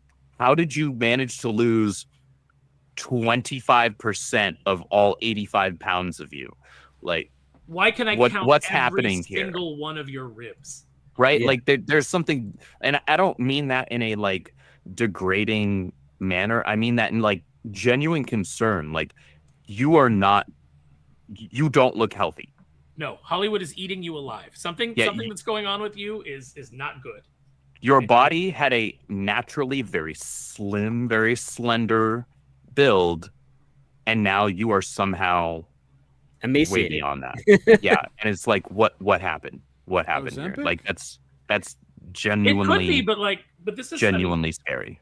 This is what Hollywood does. It's like I've had actress friends over the years, and just beautiful women who've gone into auditions and come out, and they've been told by the casting director, you need to get a nose job, a boob job, blah, blah, and lose 25 pounds. And it's like these are gorgeous women, don't need a nose job, don't need to don't need a boob job, don't need to lose any weight. But this is what the casting directors do to them, and they convince them of this, and it's very, very unhealthy and very sad to see.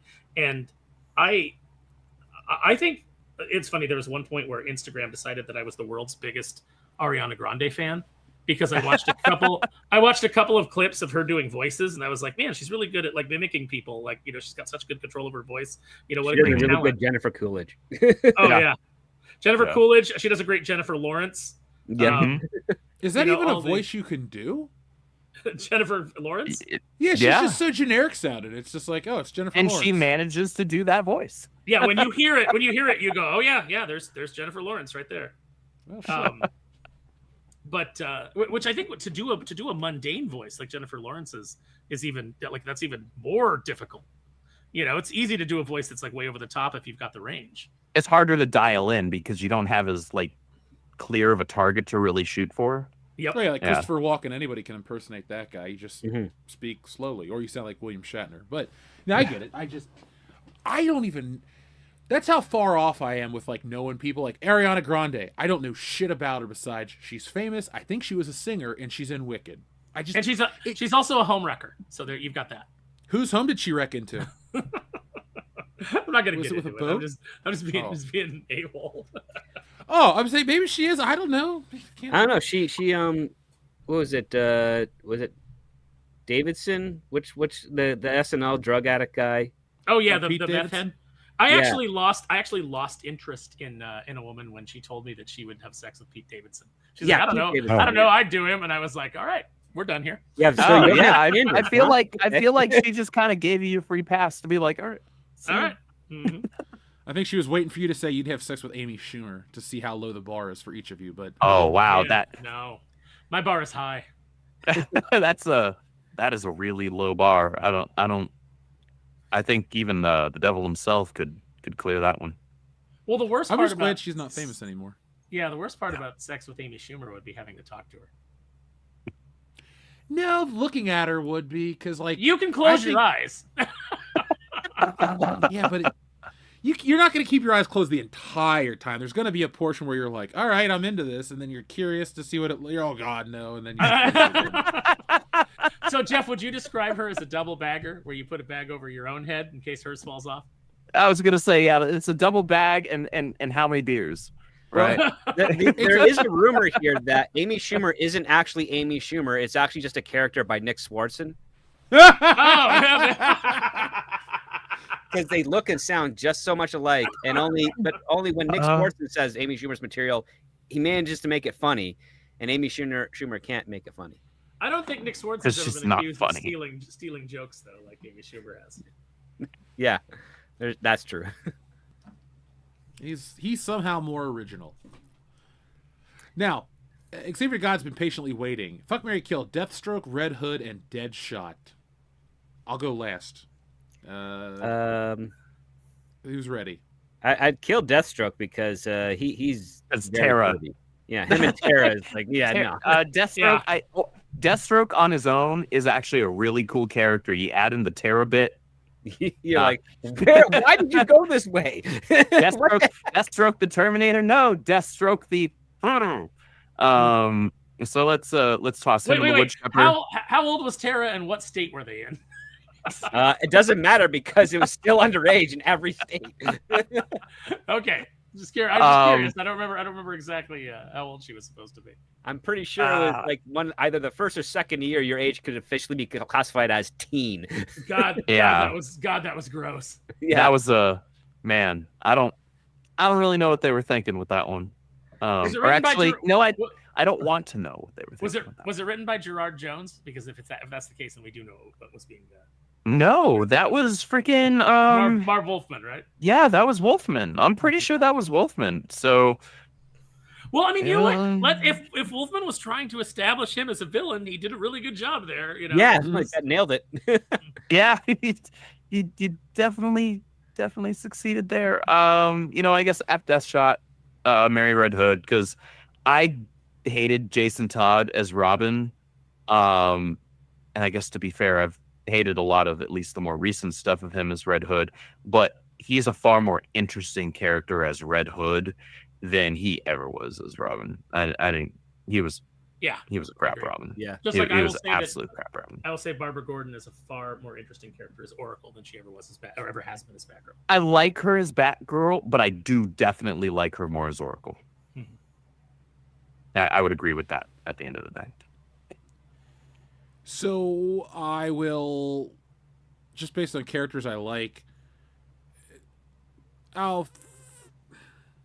guess I'll fuck Deathstroke, kill Red Hood, or kill Deadshot and marry Red Hood, because I guess there's different versions of Red Hood and all that other fun shit. So, depending on the continuity, we could be talking about the Joker starting out as the Red Hood. Let's see, Deadshot. Let me just make sure I'm thinking who he is. Floyd Lawton. Yeah, Floyd Lawton, but not. Floyd Lawton. Not Will Smith. If it's Will Smith, then he's on my kill list. He's the killer. That was like he was so not Deadshot, but he was actually one of the only good parts about that movie. Well, because he just showed up and he was Will Smith, like he is now. Yeah, that's the thing. Like he showed up and he was just kind of charming Will Smith, even though he was supposed to be the asshole. Like he was still charming Will Smith before the whole slap incident, and so it was like, all right, well, like he's at least fun on screen. I've never been charmed by Will Smith, so I disliked him. I thought, I thought, Wild West. Oh God, don't give me. I could do a whole show on how much I hate that movie.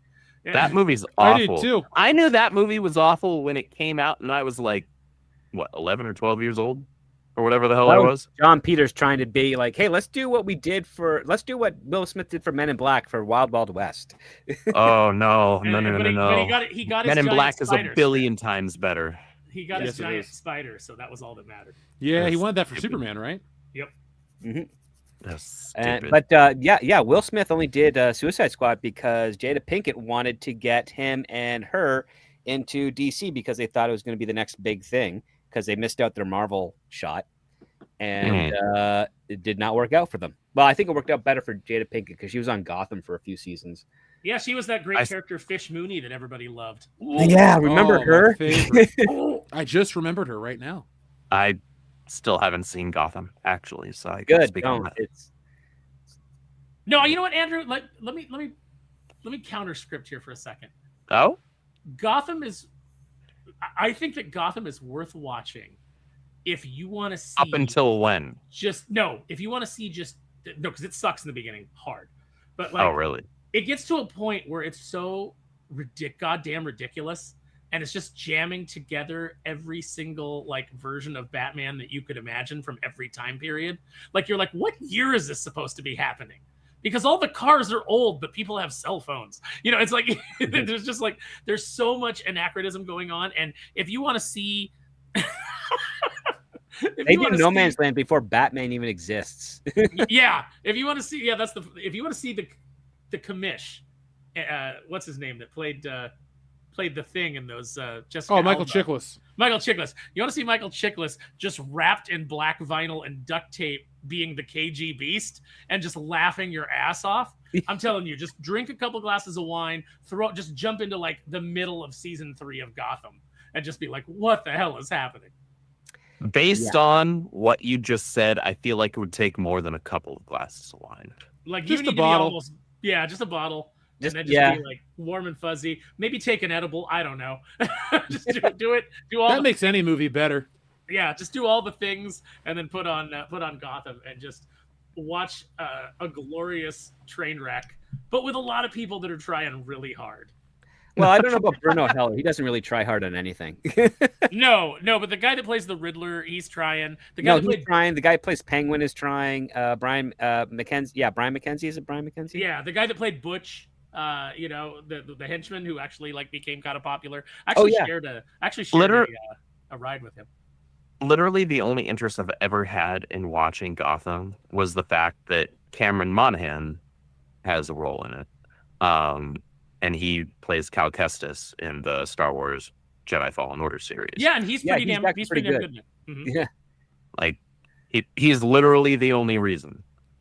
It's like, what if all of the Gotham villains existed before Batman? Yes. Like long before Batman. And we're all defeated before Batman ever even rose to prominence because I feel like that's like doing Smallville worse somehow. Yeah, it is. But then you got to think about without the charm of Smallville. The future of this Batman who's going to be beating up a bunch of old men. Yes.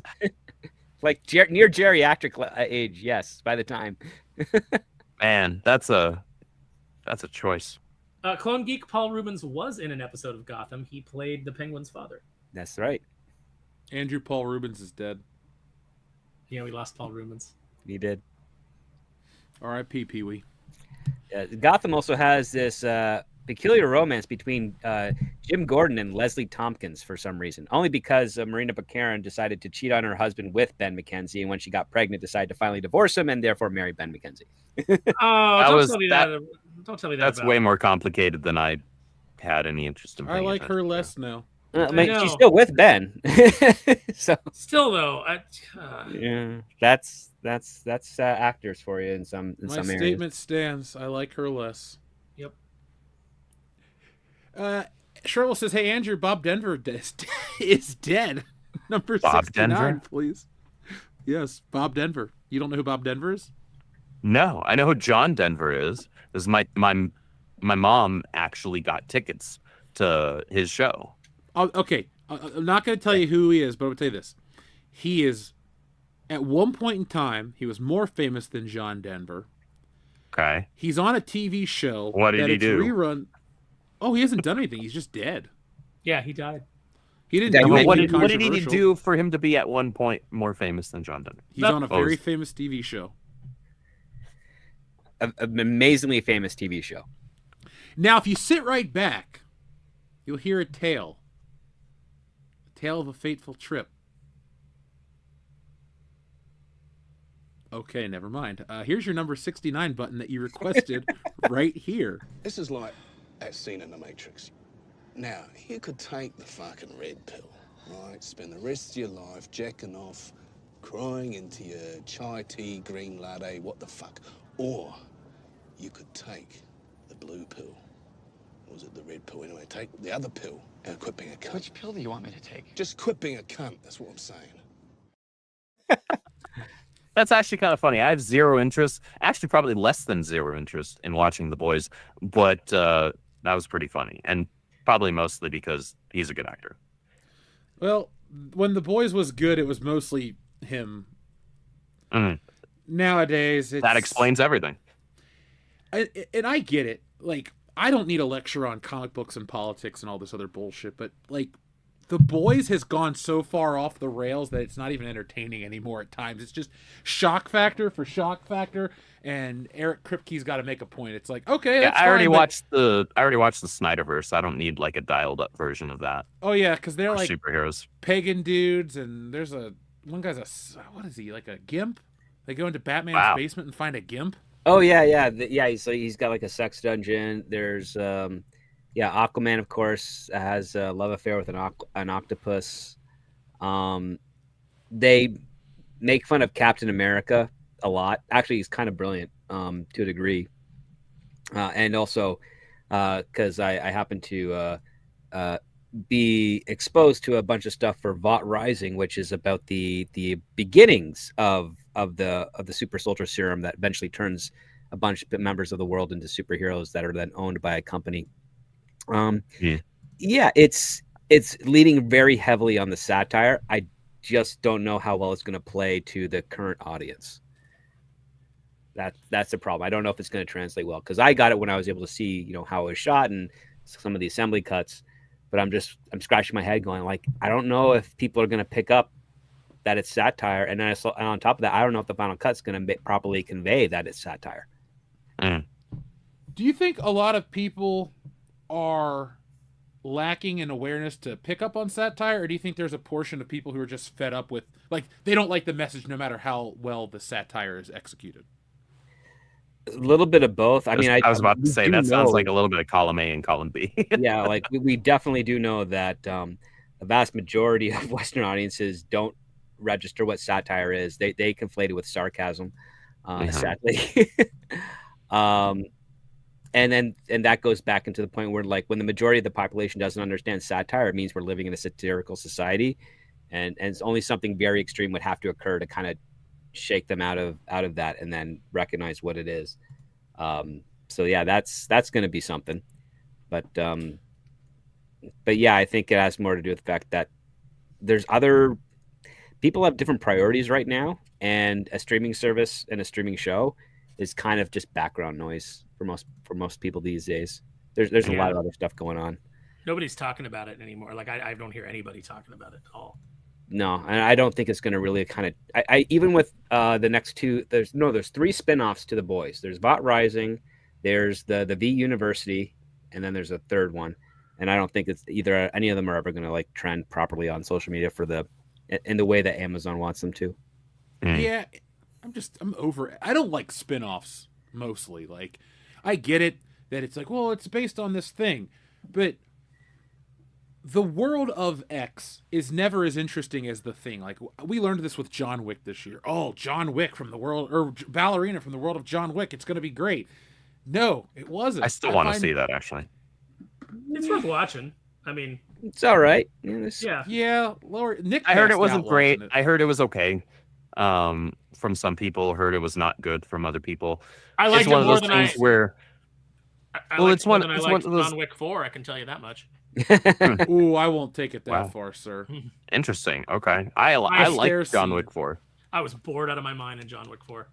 Really? I was so tired of seeing, like, I was tired of seeing a 50-something-year-old, a guy pushing 60, fall 30 feet onto a concrete slab, roll off, fall another feet onto a concrete slab, and then get up, like, roll down 200 stairs, and then, like, no. It was 375 stairs, Aaron. See, that's what happens when stuntmen who become directors forget that they're trying to still be directors.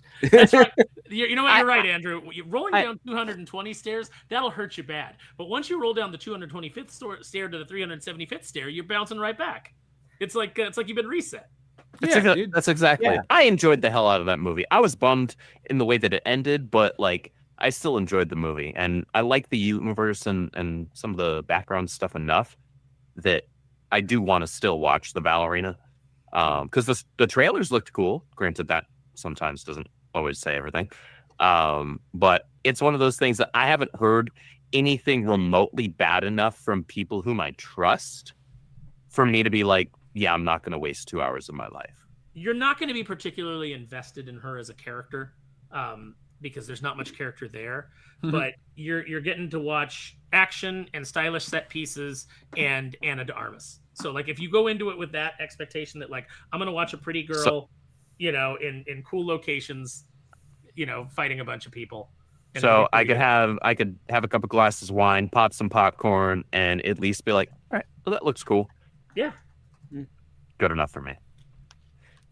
As far as watching from the comfort of my own home, good enough for me. Not going out and spending $40 on a movie ticket and popcorn. Guys, this has been a lot of fun. I've got to get going, but Jeff, congratulations on the launch, man. Like, let's see you on Saturday for aficionados, and let's push this baby to the moon. I am invested in your success and in the success of this book. And thank you. And I want to get to Frankenfisher, so let's make it happen. Yeah, I'm excited about Frankenfisher too. I have to go into a dark place to write it, but we'll talk about that later. Aaron, thank you for joining us. We'll talk to you next time. I'll talk to you Saturday, and be safe out there, buddy. All right, you too. Later, everybody. Later, chat. Later, Aaron. Bye, Aaron.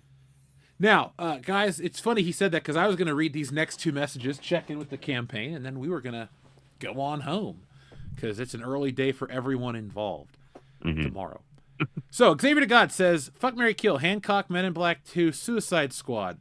Xavier to God, the joke is on you because we're killing them all. These movies are all terrible. But you know what? No, I'll give Xavier to God. You paid two good.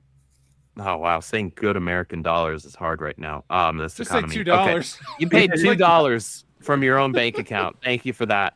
Thank you for supporting this. You should also, if you have not done so already, back Stealing Solo 2. However, I will give you a legitimate answer here. I will kill Men in Black 2.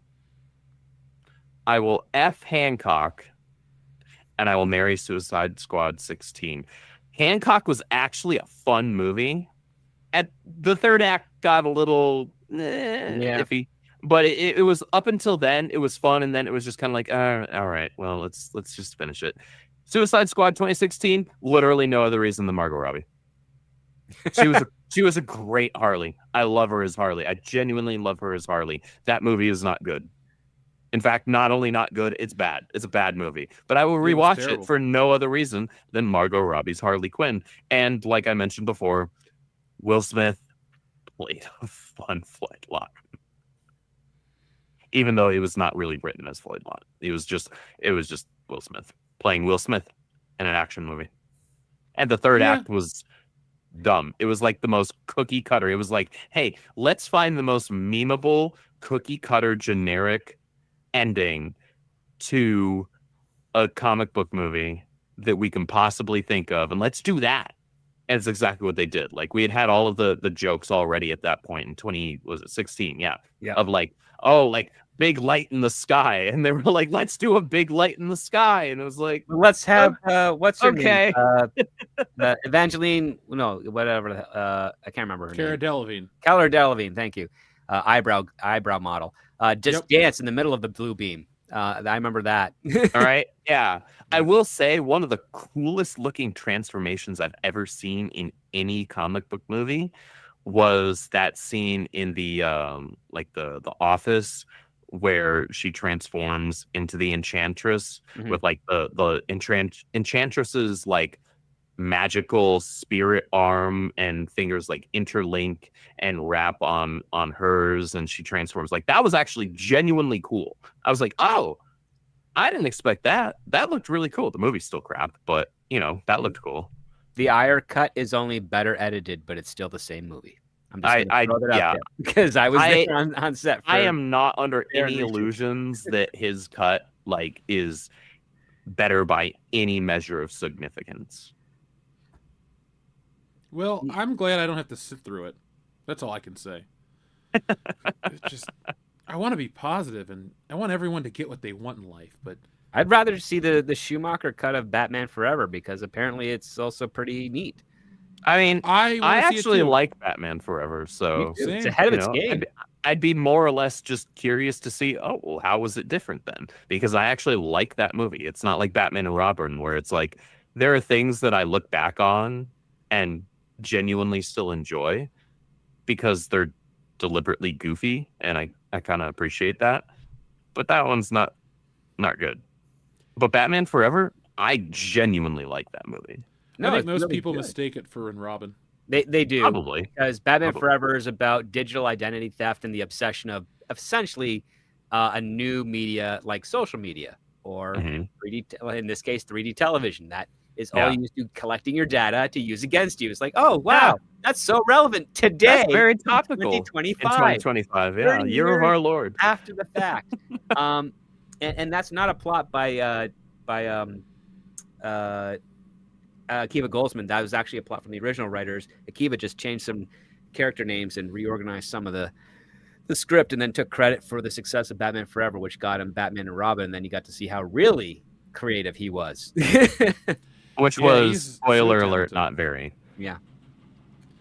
Yeah, Batman Forever is my second favorite of the old trilogy or quadrilogy. So I got a lot of nice things to say about that. I would agree film. with that, actually. I would agree with that statement. 89 is obviously the best. Yeah. But yeah, I would Returns put is just Forever a as- dirty, fun movie. Yeah. There's a lot of innuendo in Returns. It is. Yeah, Especially I mean- with the penguin. You know, Danny DeVito had some of the best lines about that. You know, him putting the button on, him meeting Catwoman for the first time. Yeah, I was out at the store the other day and they had the new McFarlane Batman Returns figures, and I almost picked it up, but I'm just looking for Han Solo right now, so I didn't buy it. I'm bummed because McFarlane he only did it for like a month. He was running they do this, it's kind of like a Kickstarter on his own website. And it's to like fund production of a limited run of a figure or toy. And they did one that was Suicide Squad 2016 Harley, and it looked like, it was actually shocking how much closer to Margot Robbie it looked than most figures that aren't Hot Toys look for that particular iteration. And I was like, well, shoot, I need to get this. I need to back this. And I forgot to. And the next time that I checked was the day after it had ended. Oh, And I was so bummed. I was like, because there were different tiers, obviously. And the highest tier was only like 60 something bucks. And it was the normal version of Harley. And it came with an extra head or two, a bunch of extra hands. It came with like extra weapons, like her bat and stuff. It came with her jacket. And then it also came with another differently colored version of that toy that was like more like the classic black and red. And it also came with Joker. Now, this is Jared Leto's Joker, but like 3 figures for 60 something bucks and all the extra bits and bobs. And I was like, well, shit, of course I would get this. And I just blanked on it until, unfortunately, it was too late. And I was kicking myself. I was bummed. So, folks, the moral of Andrew's story is don't miss out on stealing Solo 2, because you'll kick yourself and you will be Correct. bummed out. That's As right. everyone here is enjoying their new, shiny, high-gloss books. And you'll be like, man, That was the waited perfect too segue. long. Well done. It is. And this one's not going to digital. Nope. So, yeah. I'll do Or it. print only. Physical books are cool. Digital copies are for everybody else. To answer your question, though, honestly, Xavier to God, if I had to watch these, I think I could sit through Suicide Squad before Men in Black 2. I absolutely hate Men in Black 2. So Yeah, I only I'll like kill the that first one. Yeah, the I first one's great. literally only like the first one. The first movie is amazing. I like the third one enough. I got the trilogy on DVD or on Blu-ray super cheap, but I own the first one on 4K, so that's how much I love it. Xavier to God also says, who's the bigger Boy Scout, Superman or Captain America?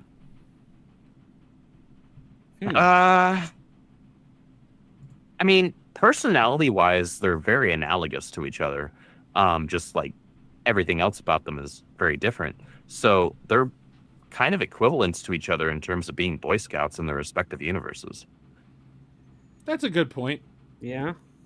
That's a really hard call to make, because you could honestly probably make an argument for either one of them, like a genuinely good one, and then have to be reminded by somebody who knows maybe the other character better that, oh wow, actually no, they're actually very similar. I would probably argue that maybe Captain America is a bigger Boy Scout because there isn't a meme series of Captain America being a dick the same way there is of Superman being a dick. Oh yeah. There used to be a website, Super Dickery or something like that. Yeah, Superman's it a would dick. show a bunch of stuff from like Jimmy Olsen, Superman's pal, where Superman is doing horrible things to Jimmy. Those comics were written very oddly. Yeah. Well, they're all just fun gimmicks. I mean, the other part too is like Superman's a bit more of a practical joker than Captain America. But he has there's more of a still a lot of heart personality. behind both of them. That's the thing. Like there's, yeah. I mean, Xavier God, I'll answer you this question.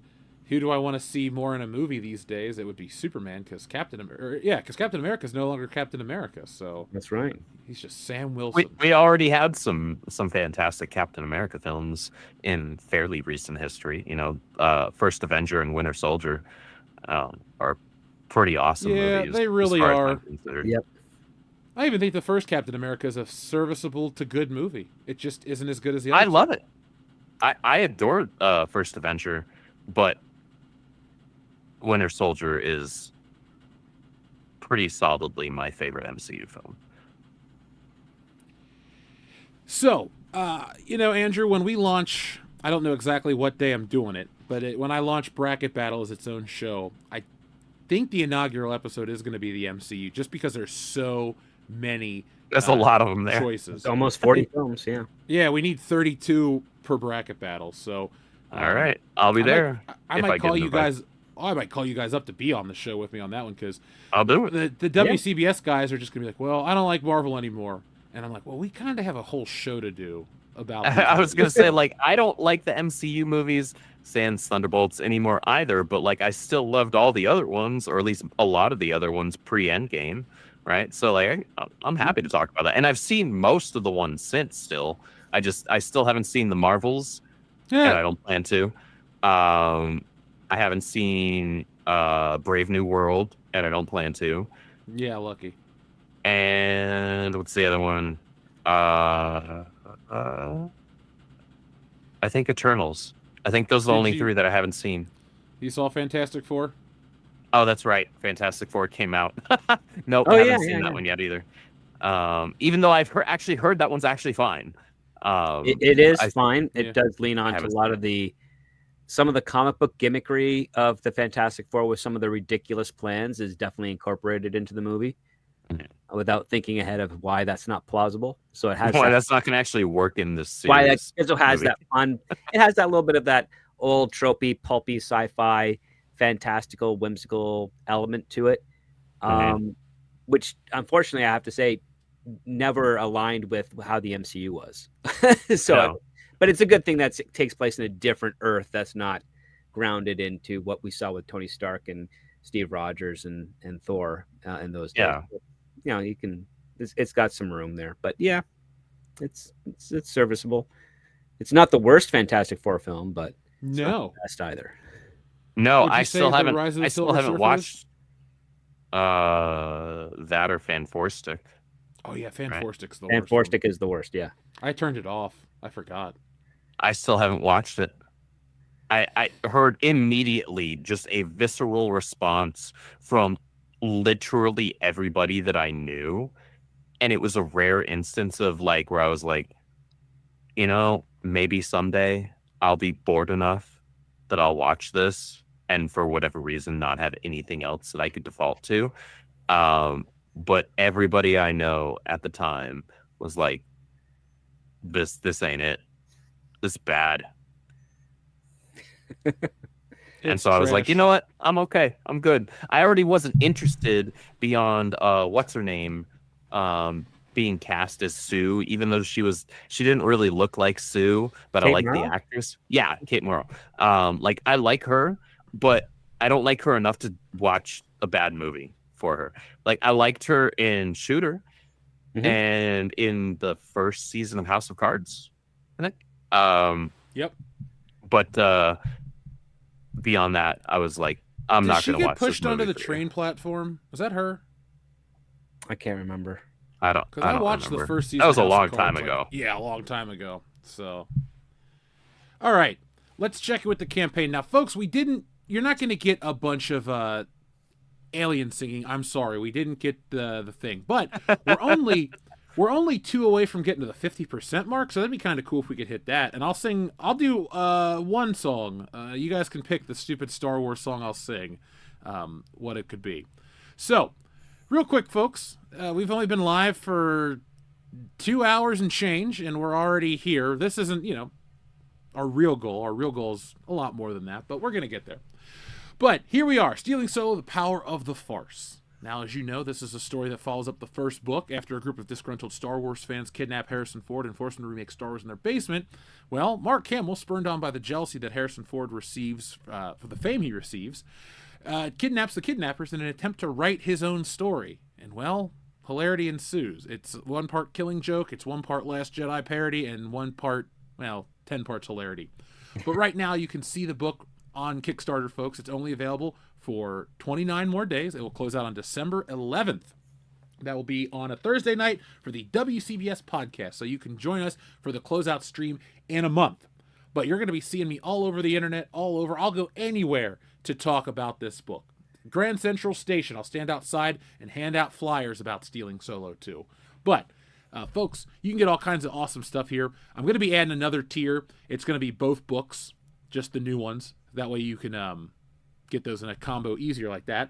But we have the book with cover A, the book with cover B.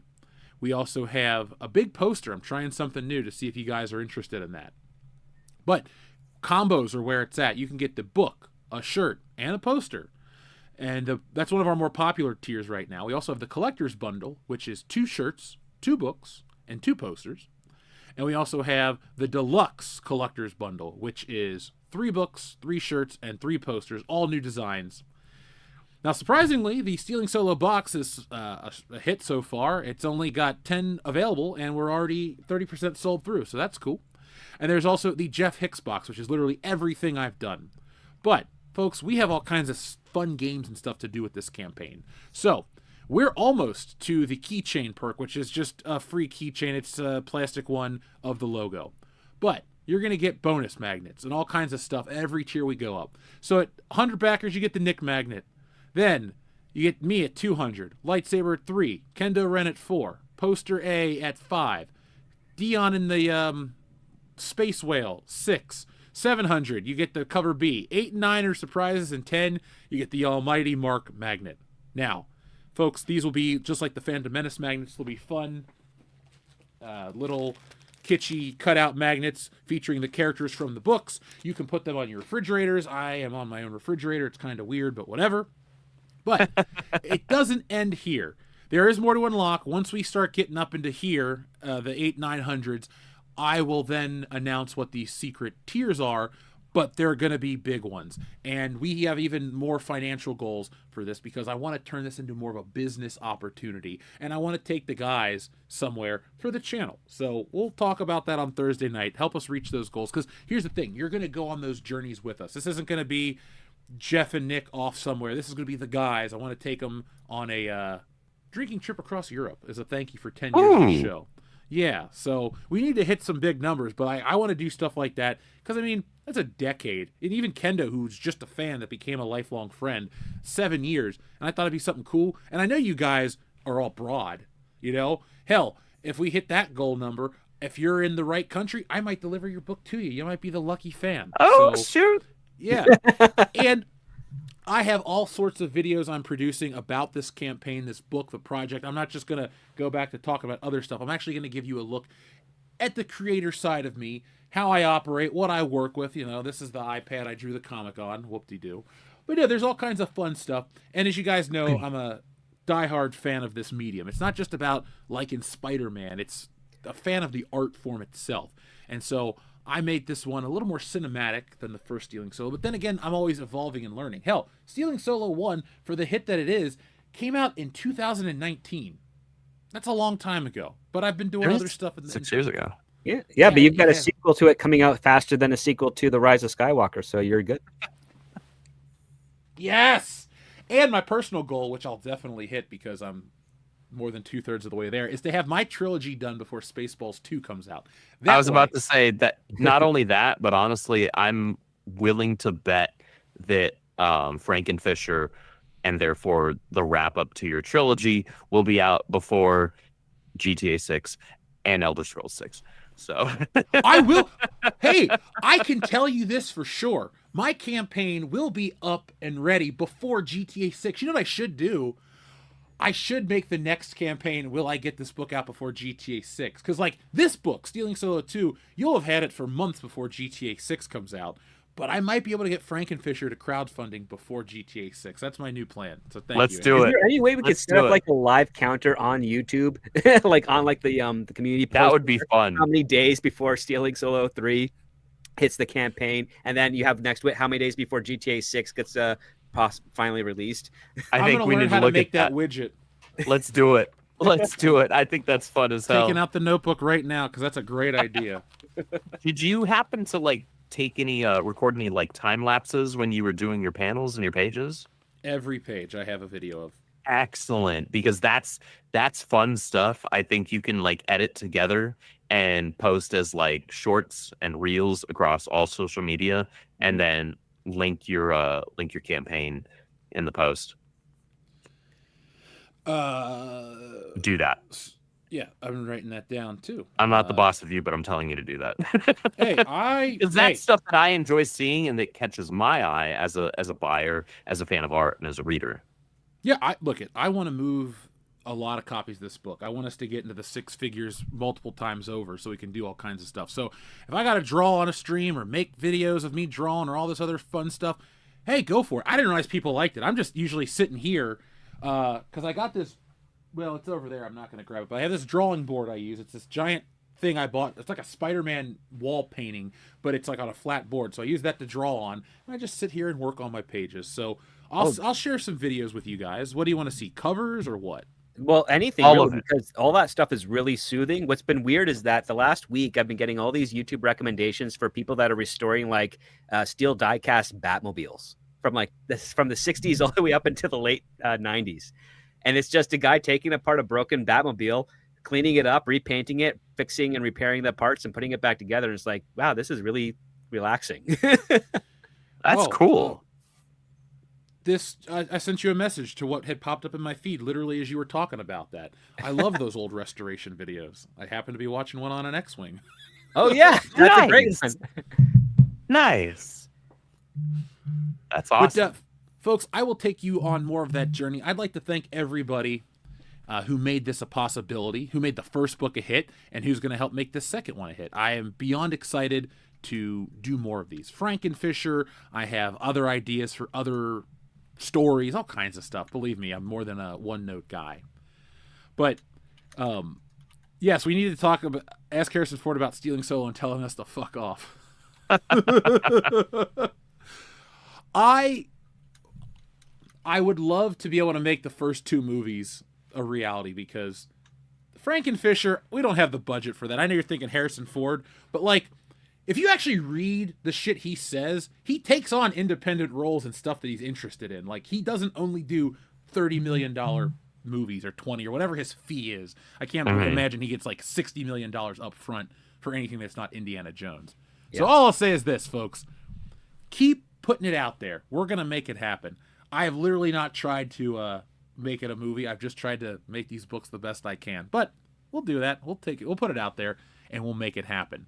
But, guys, Stealing Solo 2 is here, and we're already halfway to our funding goal, pretty much. So, until next time, is there anything else you guys want to say before we go? Nah, man, I'm happy here, and I'm happy that the campaign's off to a rockin' start. That we're already basically halfway there. And guys, thank you so much for all the support that you've had tonight in the chat, not just for super chats for the stream, but also backing Stealing Solo 2.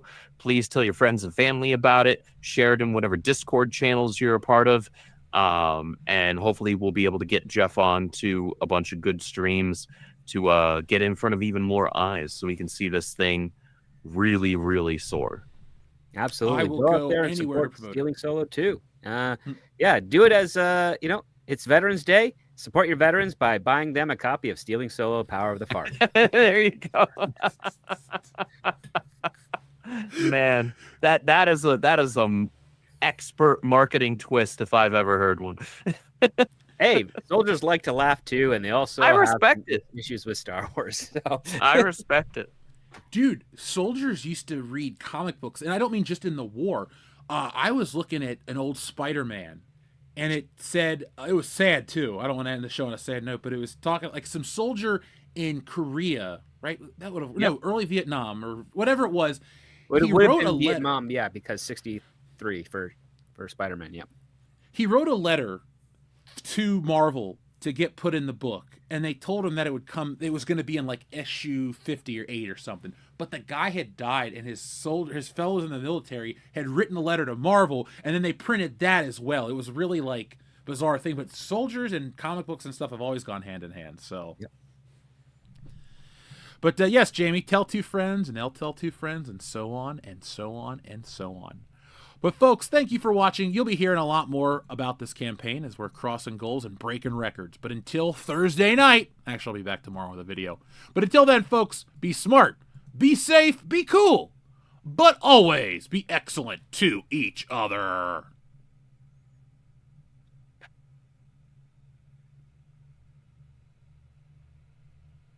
Say his name and he appears.